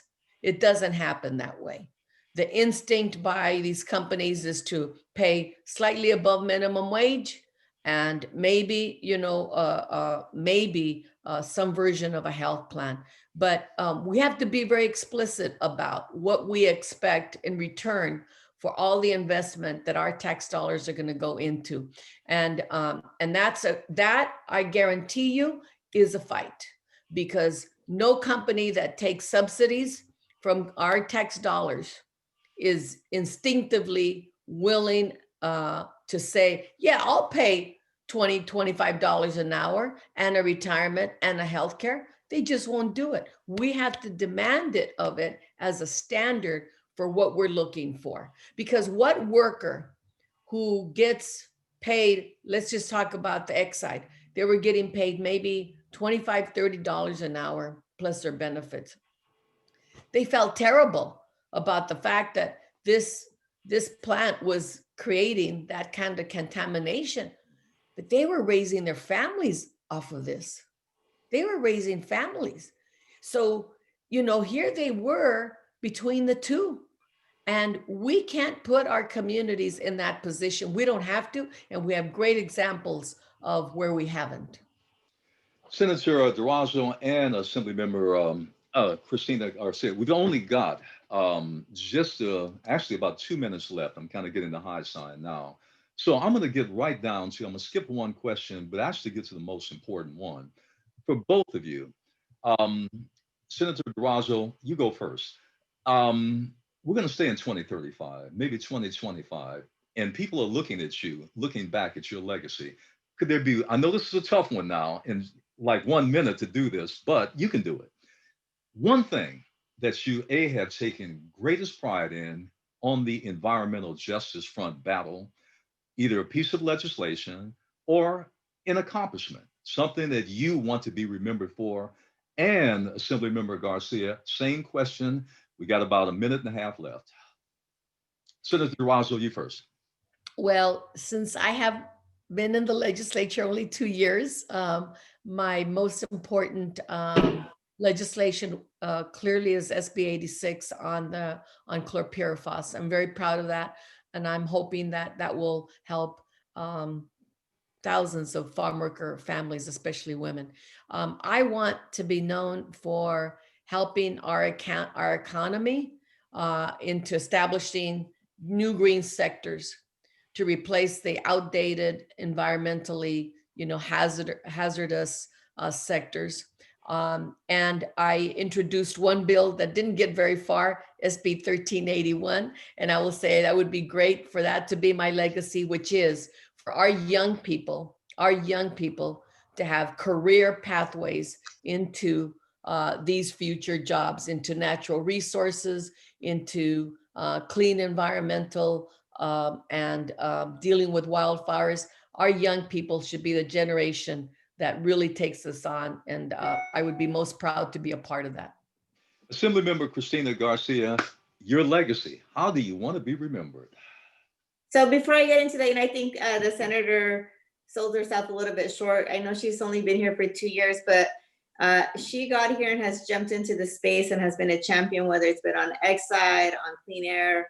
I know I lean on her regularly to be a partner in the Senate.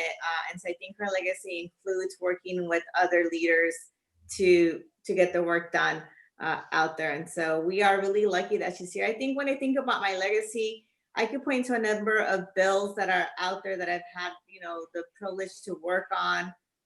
But I think I want my legacy to be more about the leadership development, both in the legislature and in the community, so that this is an issue that people are being proactive with, and it's no longer an afterthought, or it's no longer a token that we're getting, but it's something that becomes mainstream. And so when we talk about environmental issues, we continuously talk about it through a lens of equity and bringing up our most vulnerable communities to the front of the line. And so I hope that I'm helping to carve a pathway, and I'm working with groups in the community to develop the leadership that we need to do the work, to be the advocates when I'm gone.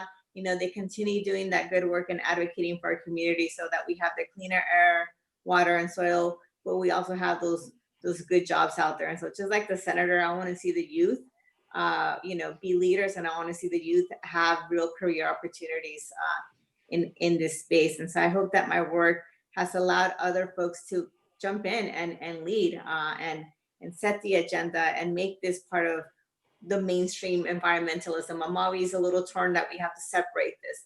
And so I hope that eventually this is the movement, and the movement includes always having our most vulnerable communities at the front of the line.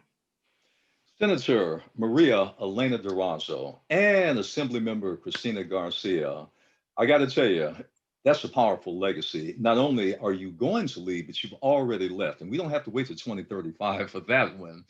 Thank you both again for joining us today in this very important environmental justice conference, a landmark conference, I think, in many ways. And what we're going to do at this point in time, also, I want to thank all of we have a great audience too that has tuned in and watched you. So you have a voice out there. We say, you got to use it. We're going to return it now to continue our conference, perhaps take a little bit of break. I'm Earl Ofari Hutchinson. Again, I want to thank our panelists and you for joining us today in this session, Forging a Path from the Pandemic, Bold Legislation for Environmental Equity and Recovery. Thank you very much. Thank you, Brother Earl. Thank you. Thank you. Thank you, Christina.